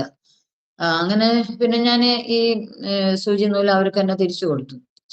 സൂചി അവിടെ വെക്കാൻ പാടില്ല, അത് രഹസ്യമായിട്ട് വെക്കുന്ന കാര്യങ്ങൾ. അങ്ങനെ പിന്നെ ഇത് കഴിഞ്ഞ് ഞാനല്ല ആദ്യം പോയത്. അവരുടെ ജയിലെല്ലാം പണിത് കഴിഞ്ഞപ്പോ ഒരു 6 മാസം കഴിഞ്ഞപ്പോ അവര് പോകുമ്പോ അപ്പൊ അവരെ ഒത്തിരി എന്നെ കഷ്ടപ്പെടുത്തിയിട്ടുണ്ട്. സുവിശേഷം പറയാനായിട്ട് ഞാൻ ആരുടെയെങ്കിലും അടുത്ത് ദുഃഖിച്ചിരിക്കുന്ന ആരുടെയെങ്കിലും അടുത്ത് ചെന്നിരിക്കുകയാണെങ്കിൽ അവരൊക്കെ ഒത്തിരി നമ്മളെ പറയിപ്പിക്കാത്ത പന്തിൽ ഒന്നെങ്കിൽ അട്ടഹസിക്കുക, അല്ലെങ്കിൽ എന്തെങ്കിലും ദുഷ്ടശക്തികള് നമ്മളിലേക്ക് ഇതാക്കിയിട്ടുള്ള പോരുകള്, ഇങ്ങനെയൊക്കെ നമ്മളെ തുറപ്പിക്കാത്ത പന്തിയിലുള്ള പ്രയാസങ്ങളെല്ലാം ഉണ്ടാക്കിയായിരുന്നു. അങ്ങനെ അപ്പൊ ഇവര് പോകുന്ന സമയത്ത് ഇവര് 3-ാമത്തെ ഗേറ്റും കഴിഞ്ഞ് അവര് തിരിച്ചിങ്ങോട്ട് വന്നു. 3-ാമത്തെ ഗേറ്റ് കടന്നിട്ട് മുന്നേ എന്നിട്ട് തിരിച്ചു വന്നിട്ട് പറഞ്ഞു, ഷീജ ഞാൻ ചെയ്ത എല്ലാ തെറ്റുകൾക്കും എന്നോട് ക്ഷമ തരണം എന്ന് പറഞ്ഞു. ഞാൻ പറഞ്ഞു സാരമില്ല എന്ന് പറഞ്ഞു. അങ്ങനെ അവരങ്ങോട്ട് പോയി. പിന്നെയാണ് ഞങ്ങൾ മറ്റേ റൂമിൽ പോകുന്നത്. ഞാന് അപ്പൊ അവിടെ 50 ഇല്ല, 35 പേരും ഉണ്ടാവും ടോട്ടല്. അങ്ങനെ അടുപ്പിച്ചൊക്കെ എടുക്കുന്നത്. പിന്നെ അവിടെ കിടന്ന് അവിടെ ഇവരെന്ന് പറഞ്ഞാല് ഒത്തിരി ആൾക്കാര് അവിടെയുള്ള, നമുക്കറിയാലോ ഹിന്ദുക്കൾ, അവിടുത്തെ ആൾക്കാരെന്ന് പറഞ്ഞാൽ എവിടെ ഒരു ചെറിയൊരു ചെടി ഉണ്ടെങ്കിലും ആ ചെടിയുടെ അവിടെ ചെന്നിരുന്നവര് മന്ത്രം ചെയ്യുകയും പ്രാർത്ഥിക്കുകയൊക്കെ ചെയ്യുന്നു. അപ്പൊ നമ്മൾ പറയാ പ്രാർത്ഥിക്കുന്നവരുണ്ട് നമ്മുടെ ഇതിൽ തന്നെ. പക്ഷെ ഈ ഹിന്ദുക്കളെ തന്നെ അവിടെ 2-3 പേര് അർദ്ധരാത്രി എന്ന് പറഞ്ഞാൽ 2-3 മണി, ഞാൻ ചിലപ്പോ എനിക്ക് ഉറക്കമില്ലായിരുന്നു, ഇടയ്ക്കിടയ്ക്ക് എഴുന്നേക്കും, പ്രാർത്ഥിക്കും, കിടക്കും അങ്ങനെ. അപ്പൊ അവരിലെന്ന് പറഞ്ഞാല് കുറച്ച് പേരുണ്ട്, എന്താ പ്രാർത്ഥിക്കുന്നതെന്ന് അറിയില്ല, ഇത്ര സമയങ്ങള് ഒരു 2-3 മണിക്കൂറൊക്കെ അവര് ഒരു ദിവസം ഇവര് 2-3 പ്രാവശ്യമായിട്ട് ഇരുന്ന് പ്രാർത്ഥിക്കുന്നവരുണ്ട് അതിൻ്റെ ഉള്ളിൽ. അപ്പൊ നമുക്കെതിരെയും ഈ ദൈവമക്കൾക്കെതിരെയും നിൽക്കുന്ന വ്യക്തി ജീവിതങ്ങളാണ് അതിൻ്റെ ഉള്ളിലുള്ള ആൾക്കാരായിരുന്നു. അങ്ങനെ വളരെയധികം പ്രതികൂലങ്ങൾ നേരിടേണ്ടി വന്നു. പക്ഷെ എന്നെ ദൈവത്തിന്റെ വചനം തന്നു, അതുപോലെ ദൈവത്തിന്റെ പാട്ട് തന്നൊക്കെയ ആ സമയങ്ങളിൽ എന്റെ പ്രതികൂല സാഹചര്യങ്ങളിലെല്ലാം ദൈവം എന്നെ അവിടെ നിർത്തിയത്. അങ്ങനെ ഞാൻ പിന്നെ ഈ അപ്പൊ അങ്ങനെ ഞാൻ കുളിക്കുന്ന സ്ഥലത്ത് വന്ന് അടക്കം, അപ്പൊ ഇവരെല്ലാം ഓപ്പൺ ഏരിയയിലാ കുളിക്കുന്നത്. അപ്പൊ ഞാൻ മറവിൽ നിന്ന് കുളിക്കുന്ന കാരണം അത് വിരോധം. നമ്മളെല്ലാം സ്ത്രീകളെല്ലാം എന്തിനാ മറവിൽ ചെന്ന് കുളിക്കുന്നതെന്ന്. അങ്ങനെ അവിടെ ചെന്ന് കുളിക്കുന്ന സ്ഥലത്തും ഇവര് വന്നിരുന്ന് പ്രാർത്ഥിക്കുകയും അതുപോലെ ഓരോ കാര്യങ്ങളൊക്കെ ചെയ്തു തരുന്നു.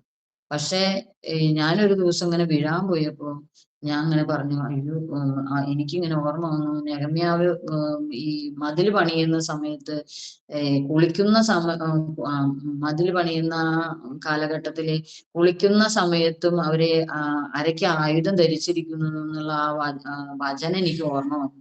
അപ്പൊ ഞാൻ എല്ലാ ദിവസവും ഞാന് ഈ വചനം ഒന്നെങ്കിൽ പാട്ട് പാടി അല്ലെങ്കിൽ വചനം പറഞ്ഞ് അങ്ങനെ നിന്നാ ഞാൻ കുളിക്കുന്നത് തന്നെ. അപ്പൊ ഒരു ദിവസം ഞാന് അവിടെ ക്ലീനിങ്ങിന്റെ സമയത്ത് ചൂല് വെച്ചിട്ട് ഇങ്ങനെ അടിച്ച് കഴിയുന്ന നേരത്ത് ചൂലെല്ലാം എന്റെ കയ്യിൽ നിന്ന് തെറിച്ചു പോകുക. അങ്ങനെ അങ്ങനെ ഒരു മന്ത്രവാദികളുടെ ഒരു ഗ്യാങ് ആയിരുന്നു ഞാൻ കിടക്കുന്ന റൂമിലെ ആൾക്കാരൊക്കെ. അങ്ങനെ അവിടെ നിന്നെല്ലാം ദൈവം എന്നെ വിടുവിച്ചു. അനേകരുടെ പ്രാർത്ഥനയുടെ ഫലമായി ദൈവം അവിടെ നിർത്തി. അതുപോലെ ഒത്തിരി കാര്യങ്ങൾ എന്ന് പറഞ്ഞാല് ഈ അവിടെ തന്നെ ഈ നമുക്ക് ഈ ഒരു ദൈവം എനിക്ക് ചെയ്തൊരു അത്ഭുതം എന്ന് പറഞ്ഞാല് ഈ ഒരു അവിടെ എന്റെ കൂടെ ഉള്ളവരൊക്കെ പറഞ്ഞു, ഷീജ വരില്ലേ പരിപാടി കാണാനെന്നൊക്കെ ചോദിച്ചു അമ്പലത്തില്. ഞാൻ പറഞ്ഞു എന്നൊക്കെ അപ്പൊ പറഞ്ഞു. ഞാൻ ഈ ജയിലിനകത്ത് ഇതെല്ലാം ഉണ്ട് ഇല്ലേ? ഇതുപോലെ അതിന്റെ ഉള്ളിലെ അമ്പലവും കാര്യങ്ങളെല്ലാം ഉണ്ട്. ഇവിടെ ലേഡീസിന്റെ അവിടെ ഇങ്ങനെ ഒരു വീട് പോലെ ഉണ്ടാക്കിയിട്ടുള്ള ഒരു ഇതാ, അതില് പൂജ ചെയ്യാം. പക്ഷെ ഈ ആണുങ്ങളുടെ ഭാഗത്ത് അമ്പലമെല്ലാം ഉണ്ട്. അപ്പൊ ഈ ഒരു 2 പിള്ളേരുണ്ടായിരുന്നു അവിടെ, ഒരു ആൺകൊച്ചു ഒരു പെൺകൊച്ചു. അപ്പൊ 5 വയസ്സ് വരെ നിർത്താൻ പാടുള്ളവരാ ഈ കൊച്ചുങ്ങളെ. അപ്പൊ ഇവരെ ഒരുക്കി നിർത്തി അന്ന് എന്ത് ഈ പ്രോഗ്രാം ചെയ്യാൻ വേണ്ടിയിട്ട്.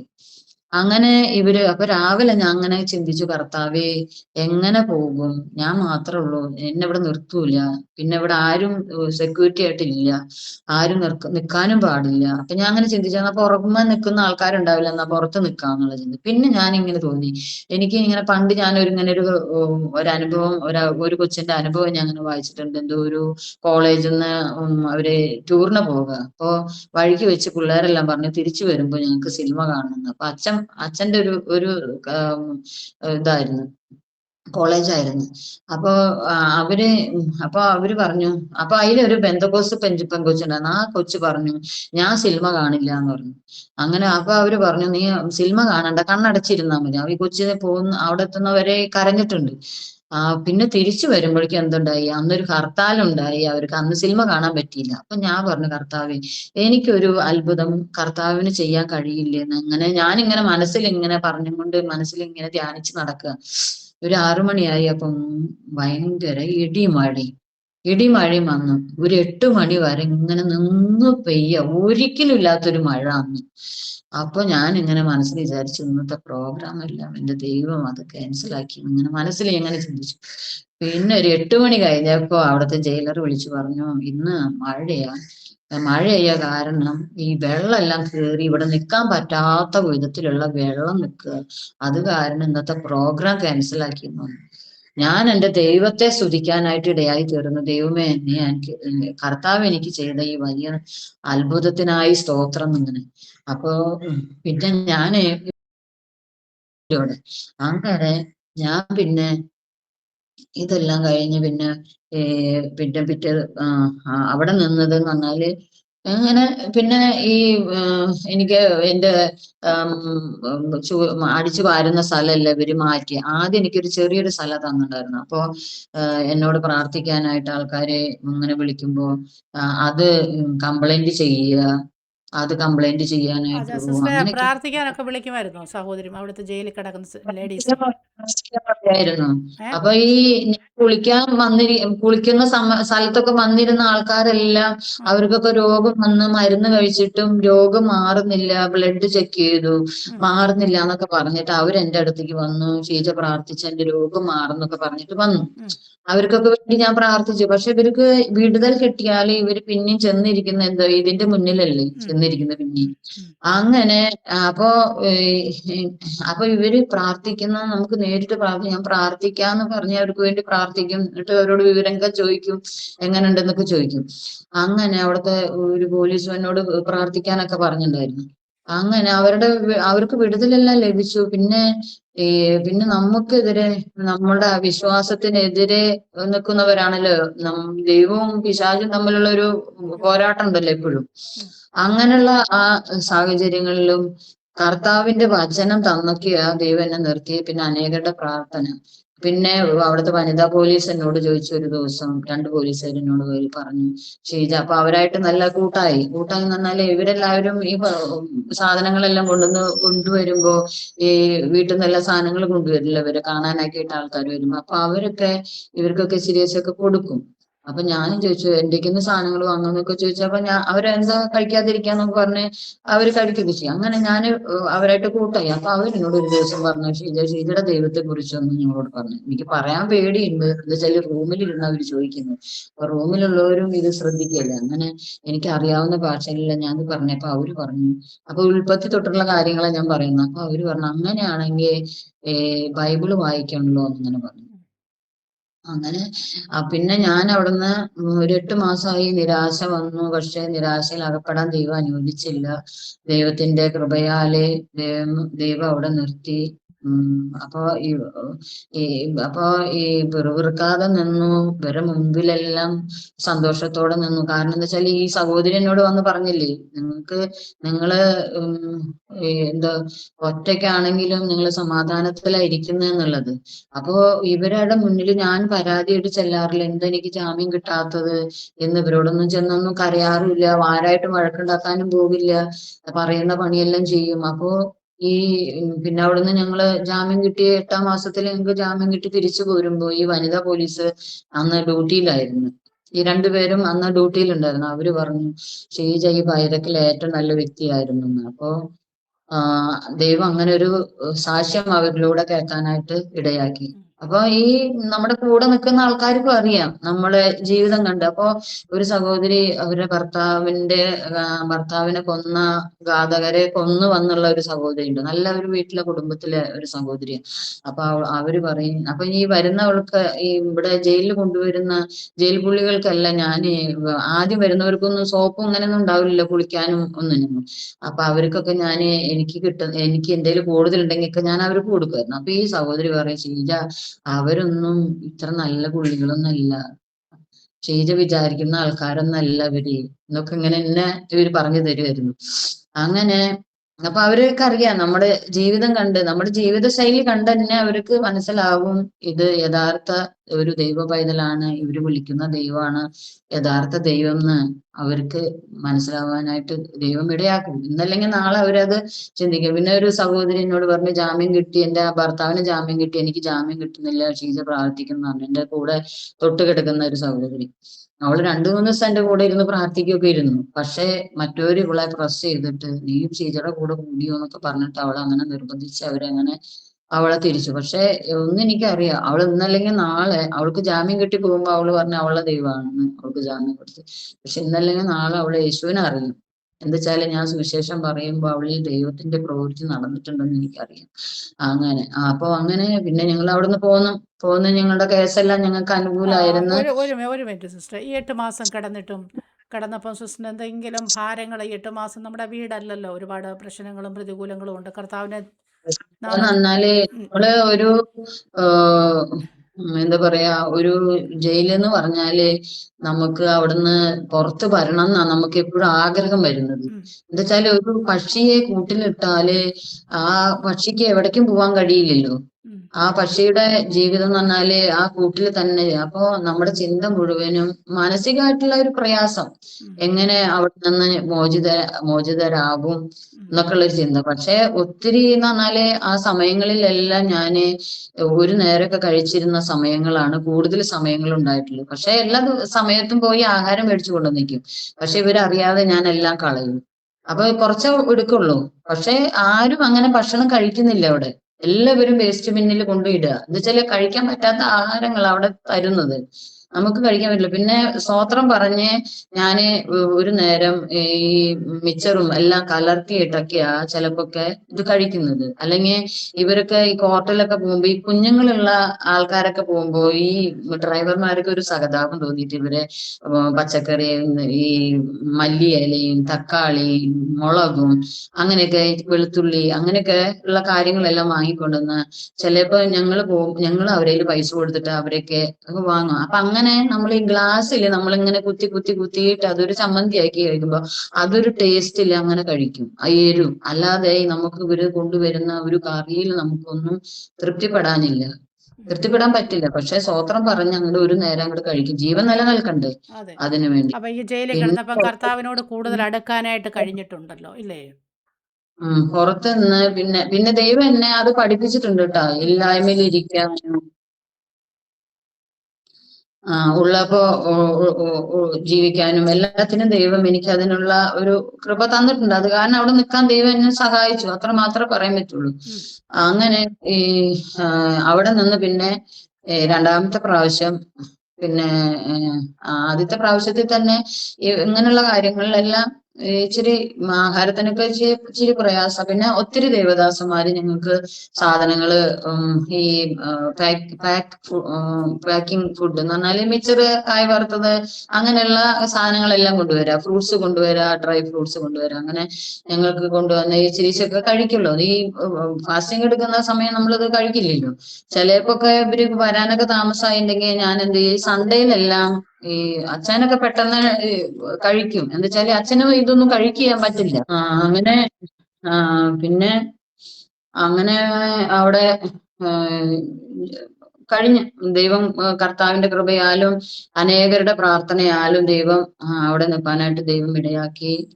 പിന്നെ ഞങ്ങളെ കാണാൻ ഒത്തിരി ദേവദാസന്മാരൊക്കെ വന്നു. ഞങ്ങളെ കൂടുതൽ കാണാൻ വന്നത് ഇവിടെ ഏജിയിലെ ഒരു പി ബേബി പാസ്റ്ററും കുടുംബമാണ്. കൂടുതൽ ഞങ്ങൾക്ക് സാധനങ്ങളായിട്ട് കടന്നു വരാനൊക്കെ ദൈവം ഇടയാക്കി. അവരൊക്കെ ആ സമയങ്ങളിൽ പറഞ്ഞാല് വരിയിൽ നിൽക്കണം, ഇവരെല്ലാം ചെക്ക് ചെയ്തിട്ടൊക്കെയാ വിടുള്ളൂ കാണാനൊക്കെ. പിന്നെ അതുപോലെ മറ്റേ ഞങ്ങളുടെ പെർസിക്യൂഷൻ ആണ് ഞങ്ങളുടെ ആ കേസ് എടുത്ത് ചെയ്തിരുന്നത്. അതിന് ഞങ്ങളെ ഹെൽപ്പ് ചെയ്ത ദേവദാസന്മാര് സാബു പാസ്റ്ററൊക്കെ ഞങ്ങളുടെ കേസിലൊക്കെ ഇൻവോൾവ്ഡ് ആയിരുന്നു. പിന്നെ ഈ ഞങ്ങൾ പിന്നെ ജാമ്യം കിട്ടി ഞങ്ങൾ പുറത്തു പോകുന്ന ഞങ്ങളുടെ കേസെല്ലാം ഞങ്ങൾക്ക് അനുകൂലമായിരുന്നു. പിന്നെയും ഞങ്ങളെ കേസിന് പോയതാണ്. ഞങ്ങളെ ജയിലിലിടുന്നുള്ള ഒരു ഇത് വന്നപ്പോഴാണ് പിന്നെ അച്ഛനെ അഡ്മിറ്റായി. കേൾക്കുന്നുണ്ടോ? സിസ്റ്റർ കേൾക്കുന്നുണ്ട്, കേൾക്കുന്നുണ്ട്. സിസ്റ്റർ പറഞ്ഞോ, പറഞ്ഞോ, പറഞ്ഞോ. പിന്നെ ഞാൻ പിന്നെ അന്ന് ഇതിന് പോയതാണ്, കേസിന് പോയതാ. കേസിന് ചെന്ന് ഇച്ചിരി സമയം കഴിഞ്ഞപ്പോ ഒരു പോലീസ് എന്നെ വിളിച്ച് അകത്ത് വന്ന് നിൽക്കാൻ പറഞ്ഞു. എന്നിട്ട് എന്നോട് പറഞ്ഞു, ഇവിടെ നിന്ന് എവിടെയും പോകരുത്, പോയ ജയിലിലിടുന്നു പറഞ്ഞു. അപ്പോ എനിക്ക് പിന്നെ എന്താ ചെയ്യേണ്ടതെന്ന് അറിയില്ല. പിന്നെ ഇവര് 5 മണി വരെ എന്നെ അങ്ങനെ നിർത്തിയിട്ടുണ്ട്. അതിനു മുന്നേ ഒരു ദിവസം കോർട്ടിൽ പോയപ്പോ, ജയിലിൽ നിന്ന് തന്നെ കോർട്ടിൽ പോയപ്പോ അന്ന് തണുപ്പുള്ള സമയത്ത് ഈ കോർട്ടിലപ്പോ ഈ വനിതാ പോലീസല്ലേ നമ്മളെ ഇവിടുന്ന് കൊണ്ടുപോകുന്നു, കോർട്ടിൽ നിന്ന് വന്നിട്ട് നമ്മളെ കൊണ്ടുപോകും. അപ്പൊ അവിടെ ചെന്നിരുന്നപ്പോ അവിടെ കുറച്ചു പേര് ഇരിക്കുന്നുണ്ട് ബെഞ്ചില്, ആ ഗാവുന്ന് വന്നവരൊക്കെ. അപ്പൊ എന്നോട് പറഞ്ഞു ഇവിടെ ഇരുന്നോന്നും പറഞ്ഞു എന്നെ അവിടെ ഇരിക്കുക. അപ്പൊ അവിടുത്തെ ഒരു റൈറ്റർ വന്നിട്ട് എന്നോട് ചോദിച്ചു, ആരെ പറഞ്ഞു ഇവിടെ ഇരിക്കാൻ പറഞ്ഞു, അന്ന് എഴുന്നേക്കാൻ പറഞ്ഞു. അങ്ങനെ എന്നെ ഇരുത്തിയില്ല, ഇത് ഗാവിലുള്ള ആൾക്കാർക്ക് ഇരിക്കാനുള്ള സ്ഥലമാണ്. അങ്ങനെ എന്നെ അവിടെ നിന്ന് എഴുന്നേറ്റ് എന്നോട് അവിടെ പോയി നിൽക്കാൻ പറഞ്ഞു. ഞാൻ അവിടെ നിന്നു. എന്നിട്ട് അയാൾ എന്നോട് വേറൊരു സഹോദരി എന്നോട് വന്നിട്ട് പറഞ്ഞു അവിടെ താഴെ ഇരിക്കും. അങ്ങനെ താഴെ ഇരിക്കും, നല്ല തണുപ്പും. എന്നിട്ട് അവിടെ നിന്ന് പിന്നെ അവര് വിളിക്കുന്നവരെ അങ്ങനെ നിന്നു. അതേപോലെ തന്നെ ഞങ്ങള് കോർട്ടിൽ പോയി. അങ്ങനെ എന്നെ പോലീസ് അങ്ങനെ പിടിച്ചു നിർത്തിയിട്ട് പിന്നെ പറഞ്ഞു പോയ ജയിലിൽ ഇടുന്നു പറഞ്ഞു. അപ്പൊ എനിക്ക് പിന്നെ പേടിയായി, ആരോടും മിണ്ടാനും നിർത്തിയില്ല, ഒന്നിനും പറ്റില്ലല്ലോ. അങ്ങനെ നിർത്തിയ പിന്നെ എനിക്ക് മനസ്സിലായി ഇവരെന്നെ ജയിലിൽ ഇടാനുള്ള പരിപാടി ചെയ്യുന്നു. എന്താ വെച്ചാല് ഓരോ ഫോൺ കോളും അങ്ങനെയുള്ള കാര്യങ്ങളൊക്കെ കേട്ടപ്പോ പിന്നെ ദൈവം എനിക്ക് ബലം തന്നു. പിന്നെ എനിക്ക് പേടി തോന്നിയില്ല. തോന്നാത്ത കാര്യം എന്താ വെച്ചാല് ഒരു പ്രാവശ്യം നമ്മൾ പോയ കാരണം എനിക്ക് അത്ര അങ്ങോട്ട് പേടി തോന്നിയില്ല. പിന്നെ ധൈര്യത്തോടെ തന്നെ പോയി അവിടെ ചെന്നെത്തിയിടുമ്പോ തന്നെ പോലീസുകാർ എന്നോട് ചോദിച്ചു, അയ്യോ ഷീജ പിന്നെയും തിരിച്ചു വന്നു, നിങ്ങളെ പിന്നെയും പിടിച്ചോ പോലീസ് എന്നൊക്കെ ചോദിച്ചു. അപ്പൊ ഞാൻ പറഞ്ഞു ഞങ്ങൾ കേസിന് വന്നതാ. അപ്പൊ എന്നാ നിങ്ങൾ ശരിക്കും കേസിന് കോർട്ടിൽ വന്നിട്ടുണ്ടാവില്ല, അതായിരിക്കും എന്നൊക്കെ പറഞ്ഞു. ഞങ്ങൾ പറഞ്ഞ സമയത്തൊക്കെ വന്നിട്ട് ഒരു പ്രാവശ്യമൊക്കെ ഇങ്ങനെ ക്യാൻസലാക്കി. അങ്ങനെ പിന്നെ ഞങ്ങളെ വനിതാ സെല്ലില് കൊണ്ടുപോയി. അപ്പോഴേക്കും അവിടെ ചെല്ലുമ്പോഴേക്കും തന്നെ അവിടുത്തെ പഴയ ആൾക്കാർ കുറച്ച് പേരുണ്ടായിരുന്നു. അവരൊക്കെ പറഞ്ഞു അയ്യോ ഷീജാൻറ്റി വന്നു, ഷീജാൻറ്റി നല്ല ആന്റിയാന്ന് പറഞ്ഞ് പുതിയ ആൾക്കാർക്കും പരിചയപ്പെടുത്തി. അപ്പൊ ആദ്യം ഉള്ള അനുഭവങ്ങളിൽ എന്ന് പറഞ്ഞാൽ അന്ന് ആഹാരം നല്ലതല്ലായിരുന്നു, ആൾക്കാരും നമുക്ക് വിരോധമായിട്ട് നിൽക്കുന്നവര്, ഇവരും വിരോധമായിട്ട് നിൽക്കുന്ന ആൾക്കാർ തന്നെയാണ്, പഴയ ആൾക്കാരുണ്ട്. അങ്ങനെ പിന്നെ അവിടെ ഒരു മാസം ഞങ്ങള് പിന്നെയും കിടക്കേണ്ടതായിട്ട് വന്നു. ഞങ്ങളെ കോർട്ട് 5 വർഷത്തെ തടവും 25,000 രൂപ വെച്ച് ഞങ്ങളെ ശിക്ഷിച്ചു. അങ്ങനെ ഒരു മാസത്തോളം അവിടെ നിന്നു. ഒരു മാസം വലിയ കുഴപ്പമില്ല. എന്നാലോ ഈ ദുഃഖിച്ചിരിക്കുന്നവരെ ആശ്വസിപ്പിക്കുവാനും പാട്ടിലൂടെ ആശ്വസിപ്പിക്കാനൊക്കെ ദൈവം ഇടയാക്കിയിട്ടുണ്ട്. ഡയറക്റ്റ് ആയിട്ട് നമുക്കൊന്നും അവിടെ സുവിശേഷം പറയാൻ പറ്റില്ല. അങ്ങനത്തെ ഒരു സിറ്റുവേഷൻ ഉള്ള ഒരു സ്ഥലം ഈ ജയിലിൽ എന്ന് പറഞ്ഞാൽ. അങ്ങനെ അവരോടൊക്കെ അങ്ങനെ പറഞ്ഞു. ഒരു സഹോദരിയുടെ മകന് അത്രേ മോനാണ് അവരെ നോക്കുന്നതൊക്കെ. അവരെന്തോ ഈ ഭൂമി തർക്കത്തിൽ കൊണ്ടുവന്ന് ഇട്ടിരിക്കുന്നതാ. പക്ഷെ അവൻ എന്ത് ചെയ്ത് എവിടെയോ ഈ വെസ്റ്റ് ബംഗാളില് എവിടെ അങ്ങോട്ട് പോയിട്ട് ഏതൊരു കടലിൽ പോയിട്ട് അവൻ ആത്മഹത്യ ചെയ്തു. അപ്പൊ അങ്ങനെ ആ സഹോദരി ദുഃഖിച്ചിരിക്കുമ്പോൾ ഞാൻ അവരോട് ഒരു പാട്ടിലൂടെ അവരെ ആശ്വസിപ്പിച്ചു. ദൈവം നിങ്ങളെ ഒരിക്കലും കൈവിടില്ല, ദൈവം നിങ്ങളെ സഹായിക്കും എന്നൊക്കെ പറഞ്ഞ് അവരെ ആശ്വസിപ്പിച്ചു. അവരോട് യേശുവിനെ കുറിച്ചുള്ള ആ പാട്ടുപാടി അവർ കേട്ടപ്പോ തന്നെ അവർക്കൊരു നല്ലൊരു അവരൊക്കെ നമ്മൾക്ക് വിരോധമായിട്ട് നമ്മളിപ്പോ ഒരു സ്ഥലത്ത് ഒരു ഭാഗത്ത് കിടക്കുമ്പോ അതിന്റെ ഓപ്പോസിറ്റ് ഒക്കെയാ ഇവര് കിടക്കുന്നുണ്ട്. നമുക്ക് ശരിക്കും ഉറങ്ങാനേ പറ്റില്ല. ഉറങ്ങാന്ന് പറഞ്ഞാല് ഇവര് ഈ രാത്രിയിലെല്ലാം ഇവര് ഓരോരുത്തരുടെ അടുത്തും വന്നിട്ടൊക്കെ മീശ പറിക്കുക. ഇവരിലൊക്കെ കളറുണ്ട്, ഓരോ തരം കളറുകൾ. മീശ വരയ്ക്കുക, അങ്ങനെയൊക്കെ മുഖത്തൊക്കെ ഓരോ വികൃത രൂപങ്ങളാക്കുക, അങ്ങനെയൊക്കെ ചെയ്യുന്നു. അപ്പൊ ഒരു ദിവസം ഒരു സഹോദരി, അവളുടെ ഭർത്താവിന്റെ ചേട്ടൻ യേശുവിനെ അറിഞ്ഞ ആള്. അപ്പൊ അവള് പറഞ്ഞു ചേച്ചീനെ ചെയ്യരുത് കേട്ടോ എന്നൊക്കെ പറഞ്ഞു. ഷീജാൻറ്റി ചെയ്യരുത് എന്നങ്ങനെ പറഞ്ഞു. അപ്പോ പക്ഷെ ഞാൻ ശരിക്കും ഉറങ്ങുന്നല്ല, പക്ഷെ ഉറങ്ങിയാലും പക്ഷെ ഈ കൊച്ച് ഉറങ്ങിയില്ലായിരുന്നു. അപ്പൊ ഈ കൊച്ച് പറഞ്ഞു ചെയ്യരുത് കേട്ടോ ആന്റി, ചെയ്യരുത്. അന്ന് തന്നെ എനിക്ക് ചെയ്യാൻ എന്റെ ദൈവത്തൊന്നും അവർ ചെയ്തില്ല. അതുപോലെ തന്നെ അവിടെ ഈ കളർ ഉള്ള ഒരു ഹോളി സമയങ്ങളിൽ ഞാൻ അന്ന് ഉച്ചയ്ക്ക് ആഹാരേ കഴിച്ചില്ല. കാരണം എന്താ വെച്ചാല് ഇവരെല്ലാവരും നമ്മുടെ ദേഹത്ത് തൊഴിക്കുക. ഞാൻ ഒളിച്ചിരുന്നു. നമ്മൾ ആഹാരം മേടിക്കാൻ പോകുമ്പോൾ നമ്മുടെ ദേഹത്തെല്ലാം ഈ പൊടി വെതറും. അങ്ങനെയൊക്കെ ഒരു ഇതുള്ള സമയങ്ങളെല്ലാം ഉണ്ടായിരുന്നു. പക്ഷെ അതെല്ലാം ദൈവം തരണം ചെയ്തെല്ലാം സന്തോഷത്തോടെ അവിടെ നിൽക്കാനായിട്ട് ദൈവം സഹായിച്ചു. സന്തോഷം എന്ന് പറഞ്ഞാല് നമുക്ക് ഈ ഒരു ജയിലിന്റെ അതിലാണ് ഒരു കോമ്പൗണ്ടിൽ ഇങ്ങനെ ചുറ്റിക്കറങ്ങി നമുക്ക് തന്നെ ഒരു റൂമിൽ നമ്മൾ ഒരു ദിവസം എവിടേക്ക് പോകാതെ നമ്മൾ ഇരുന്ന എന്തായിരിക്കും നമ്മുടെ അവസ്ഥ നോക്കി. അങ്ങനെ ഇങ്ങനെ 8 മാസം ഞങ്ങൾ അവിടെ നിന്നു. ദൈവത്തിന്റെ കൃപയാൽ തന്നെ നമുക്ക് നിൽക്കാൻ പറ്റുള്ളൂ.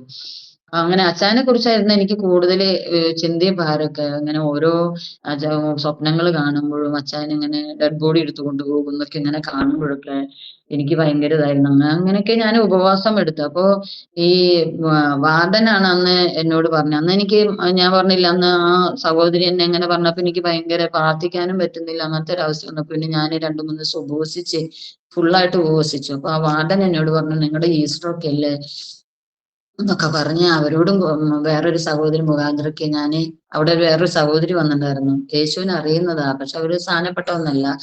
അങ്ങനെ ഒരു മർഡർ കേസിൽ അവരെ കുറ്റം ചുമത്തി വന്നു. അപ്പൊ അവരൊക്കെ കൂടിയിട്ട് ഞാന് ഇവരോട് സുവിശേഷമൊക്കെ പറഞ്ഞിട്ട് പറയാ ഈ ഞാനിങ്ങനെ ഇതിന്റെ ഈ ഫാസ്റ്റിംഗ് എടുക്കുന്ന സമയത്ത് അങ്ങനെ പിന്നെ ഞാൻ ഇതിൽ നിന്ന് റിക്കവർ ആയത്. അങ്ങനെ പിന്നെ ഞങ്ങള് പിന്നെ ഈ ഒരു മാസം അങ്ങനെ പിന്നെ 2-ാം പ്രാവശ്യം പോയി, ഒരു പ്രാവശ്യം 1 മാസത്തോളം അങ്ങനെ കിടന്ന് അവിടെ നിന്ന് പിന്നെ ഞങ്ങള് ഞങ്ങള് ജാമ്യത്തിലാണ് ഇറങ്ങിയിരിക്കുന്നത് ഇപ്പോ. പിന്നെ പ്രാർത്ഥിച്ച എല്ലാവർക്കും നന്ദി പറയുന്നു. തുടർന്നും ഞങ്ങൾക്ക് വേണ്ടി പ്രാർത്ഥിക്കണം.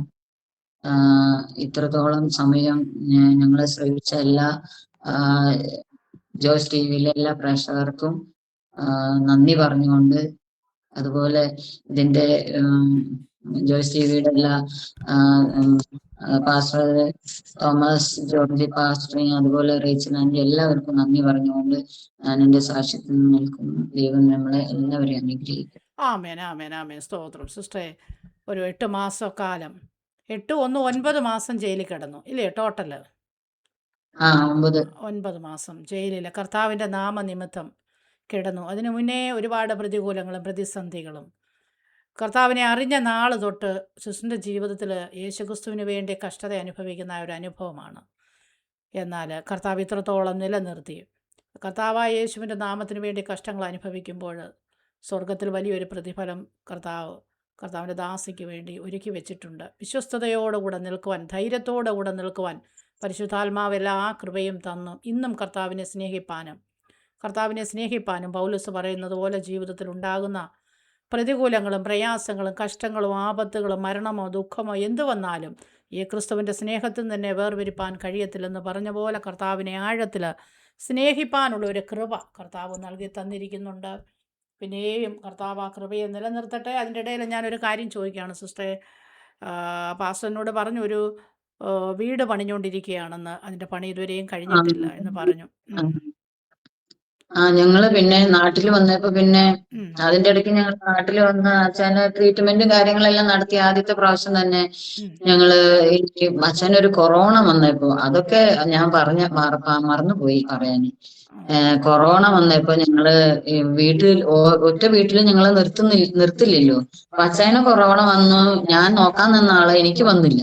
അവസാനം ഞാന് അച്ഛന്റെ കൂടെ കൊറോണ ഉള്ള ആശുപത്രിയിൽ അഡ്മിറ്റായി, കൊറോണ ഉണ്ടെന്നും പറഞ്ഞിട്ട്. പക്ഷെ അന്ന് അവിടെ ഇറങ്ങുന്നവരെ അപ്പൊ അച്ഛന് അത്ര സീരിയസ് അല്ലായിരുന്നു.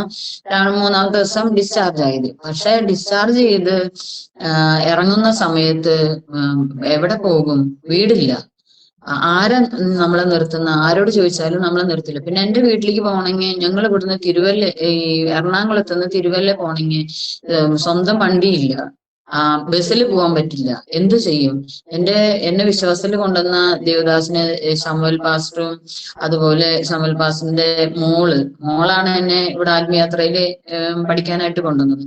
അപ്പൊ ആ മോളെ ഞാൻ വിളിച്ചിട്ടുണ്ട്, പറഞ്ഞു ഇങ്ങനെ കുറച്ച് എനിക്ക് ഇങ്ങനെ ഞങ്ങൾക്ക് ഇങ്ങനെ ഒരു പ്രയാസമുണ്ട്, വീട്ടിൽ ഒരാളും നമുക്ക് താമസിക്കാൻ ഇടം തരുന്നില്ല, എന്തു ചെയ്യുന്നു?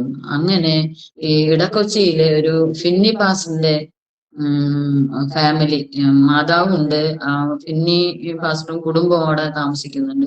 അപ്പൊ അവരോട് ഞാൻ, ചേച്ചി ഞാൻ ഒരാളോട് ചോദിച്ചിട്ടുണ്ട്, അവര് 2 മണിക്ക് മുമ്പ് അവര് വിവരം പറയാനാ പറഞ്ഞിരിക്കുന്നു. അങ്ങനെ ഒരു 5 മിനിറ്റ് മുമ്പ്, ഞങ്ങൾക്ക് അവിടുന്ന് 2 മണിക്ക് ഇറങ്ങണം, പക്ഷെ 5 മിനിറ്റ് മുമ്പ് ദൈവം ഇങ്ങനെ ഒരു വഴി ഒരുക്കി തന്നു. അങ്ങനെ അവര് അവിടെ പോയി. അവിടെ ചെന്നതിന് ശേഷം എനിക്ക് കൊറോണ വന്നു.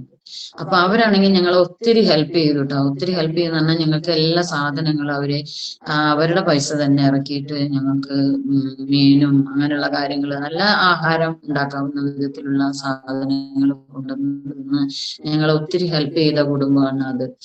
അപ്പോ അങ്ങനെ ആ സമയങ്ങളെല്ലാം പിന്നെ ഈ പല സ്ഥലങ്ങളിലും ഞങ്ങൾ ഇങ്ങനെ നിൽക്കുന്ന സമയങ്ങളിലെല്ലാം ഞങ്ങൾക്ക് ഒത്തിരി പ്രതികൂലങ്ങൾ എന്നാൽ സ്വന്തമായ ഒരു ഭവനം ഇല്ലാതെ നമ്മൾ മറ്റൊരു വീട്ടിൽ ചെന്നുമ്പോൾ ആ പ്രതികൂലങ്ങളെല്ലാം ഞങ്ങൾ അനുഭവിച്ചിട്ടുണ്ട്. പക്ഷെ ഈ പ്രാവശ്യം ഞങ്ങൾ ജയിലിൽ നിന്ന് ഇറങ്ങി വന്നപ്പോൾ ഞങ്ങൾക്ക് വീടിന്റെ കാര്യങ്ങളെല്ലാം ഇപ്പൊ ഈ സമയങ്ങളിൽ ഈ 2025 ഞങ്ങൾക്ക് ഒരു ലാസ്റ്റില് ഞങ്ങൾക്ക് ഒരു 7.5 സെന്റ് സ്ഥലം ഈ എടപ്പോണ് കഴിഞ്ഞിട്ടുള്ള സ്ഥലത്താണ് ഞങ്ങൾക്ക് കിട്ടിയിരിക്കുന്നത്. നൂറിനാട് പോകുന്ന വഴിയില് അവിടെ ആ സഹോദരൻ മാത്യു ദാനിയൽ എന്ന് പറഞ്ഞൊരു സഹോദരൻ ഞങ്ങൾക്ക് 7.5 സെന്റ് സ്ഥലം തന്നു. അവിടെ വീട് വെക്കാനായിട്ട് ഞങ്ങള് ആ പുള്ളിയുടെ സഹോദരൻ തന്നെ HMI മുഖാന്തരം ഞങ്ങൾക്ക് ഒരു 8.25 ലക്ഷം തന്ന് വീട് പണിയെല്ലാം ഞങ്ങളിപ്പോ ദൈവത്തിന്റെ കരുണയാല്, അതുപോലെ അനേക ദേവദാസന്മാരും സഭയെല്ലാം അനേകം എന്ന് പറഞ്ഞാല് കുറച്ചു പേരൊക്കെ ഞങ്ങളെ ഹെൽപ്പ് ചെയ്താണ്. അല്ലാണ്ട് ഞങ്ങളെയൊക്കെ ഇതിനൊന്നും വകയില്ലായിരുന്നു. ഞങ്ങളുടെ വീടിന്റെ പണി തുടങ്ങി, അതുപോലെ വാർപ്പെല്ലാം കഴിഞ്ഞിരിക്കുക. അപ്പൊ അതിനുള്ള കാര്യങ്ങളെല്ലാം, തുടർന്നുള്ള കാര്യങ്ങളിലെല്ലാം ദൈവം തന്നെ ഞങ്ങൾക്ക് അത് തരണം, അല്ലാതെ ഞങ്ങളുടെ കയ്യിലൊന്നുമില്ല. അങ്ങനെ ഞങ്ങൾ അതിൽ വിശ്വസിച്ചിരിക്കുന്നു. കർത്താവ് ഞങ്ങൾക്ക് വേണ്ടി അതെല്ലാം ചെയ്തു തരുന്നു വിശ്വസിക്കുന്നു. അതിനുവേണ്ടി പ്രത്യേകം പ്രാർത്ഥിക്കണം. ആമേൻ ആമേൻ. ഓക്കെ സിസ്റ്ററെ, കർത്താവ് ഒരു വീട് നൽകി തരട്ടെ. അതിൻ്റെ വാർപ്പൊക്കെ കഴിഞ്ഞു. ഇനിയും ബാക്കി കാര്യങ്ങളും കൂടെ കർത്താവ് നൽകിത്തരും. ഇത്രത്തോളം നടത്തിയ ദൈവം പിന്നെയും നടത്തുവാൻ ശക്തനാണ്. കർത്താവിൻ്റെ നാമത്തിന് വേണ്ടി അനുഭവിച്ചതായ കഷ്ടങ്ങൾക്ക് കർത്താവ് ഈ ഭൂമിയിൽ തന്നെ നല്ലൊരു പ്രതിഫലം നൽകിത്തരും. നിത്യതയിലും വലിയൊരു പ്രതിഫലമുണ്ട്. കർത്താവ് കുടുംബമായി നിങ്ങളെ സഹായിക്കട്ടെ. ഞങ്ങളോടൊപ്പമായിരുന്നതിൽ ഒത്തിരി സന്തോഷമുണ്ട്. ധാരാളം കർത്താവ് അനുഗ്രഹിക്കട്ടെ. താങ്ക് യു സിസ്റ്ററെ. നമ്മുടെ പ്രേക്ഷകർക്ക് വേണ്ടി സിസ്റ്റർ ഒന്ന് പ്രാർത്ഥിച്ചാട്ടെ. ഹല്ലേലൂയ, സ്തോത്രം. ഹല്ലേലൂയ, സ്തോത്രം സ്തോത്രം സ്തോത്രം. കർത്താവെ, സ്വർഗീയ പിതാവേ, നല്ല സമയത്തിനായി നന്ദിയോടെ സ്തോത്രം ചെയ്യുന്നു, സ്തുതിക്കുന്ന കർത്താവെ. എത്രയും സമയം കർത്താവെ, സ്തോത്രം എന്റെ സാക്ഷ്യം പറയുവാനായിട്ട് കർത്താവെ സഹായിച്ചു. കർത്താവെ, ഹല്ലേലൂയ, ദൈവം ചെയ്ത നന്മകൾക്കായി സ്തോത്രം ചെയ്യുന്ന കർത്താവ്. ഇത് കേട്ട ഹല്ലേലൂയ ജോയ്സ് ടിവിയിലെ എല്ലാ പ്രേക്ഷകർക്കായി സ്തോത്രം ചെയ്യുന്ന കർത്താവ്. ദൈവമേ, അവരെയും കർത്താവ് ബലപ്പെടുത്തണം, ശക്തീകരിക്കണം. ഏറിയ ദൈവകൃപ കർത്താവ് പകരണം. കർത്താവെ, ഹല്ലേലൂയ, സാക്ഷ്യം കേൾക്കുന്ന ഓരോരുത്തരുടെ ജീവിതത്തിലും കർത്താവെ, ഹല്ലേലൂയ, വലിയ പ്രവൃത്തികളെ ദൈവം വെളിപ്പെടുത്തണം. കർത്താവെ, ഹല്ലേലൂയ, ദൈവം യേശുവിനെ അറിയാത്തവർ യേശുവിനെ അറിയുവാൻ ദൈവം ഇടയാക്കണമേ. കർത്താവെ, ഞങ്ങളുടെ കരങ്ങളിൽ ഏൽപ്പിക്കുന്നു. ഹല്ലേലൂയ, ദേവദാസന് ദാസിക്കായി സ്തോത്രം ചെയ്യുന്നവരുടെ ശുശ്രൂഷകളെല്ലാം അനുഗ്രഹിക്കപ്പെടുവാൻ ദൈവം സഹായിക്കണമേ. കർത്താവെ, ഞങ്ങളെ സമ്പൂർണ്ണമായി താഴ്ത്തി സമർപ്പിക്കുന്ന കർത്താവെ, സ്തോത്രം സ്തോത്രം സ്തോത്രം. പ്രാർത്ഥന കേട്ടതിനായി സ്തോത്രം, യേശുവിന്റെ നാമത്തിൽ തന്നെ. ആമേൻ.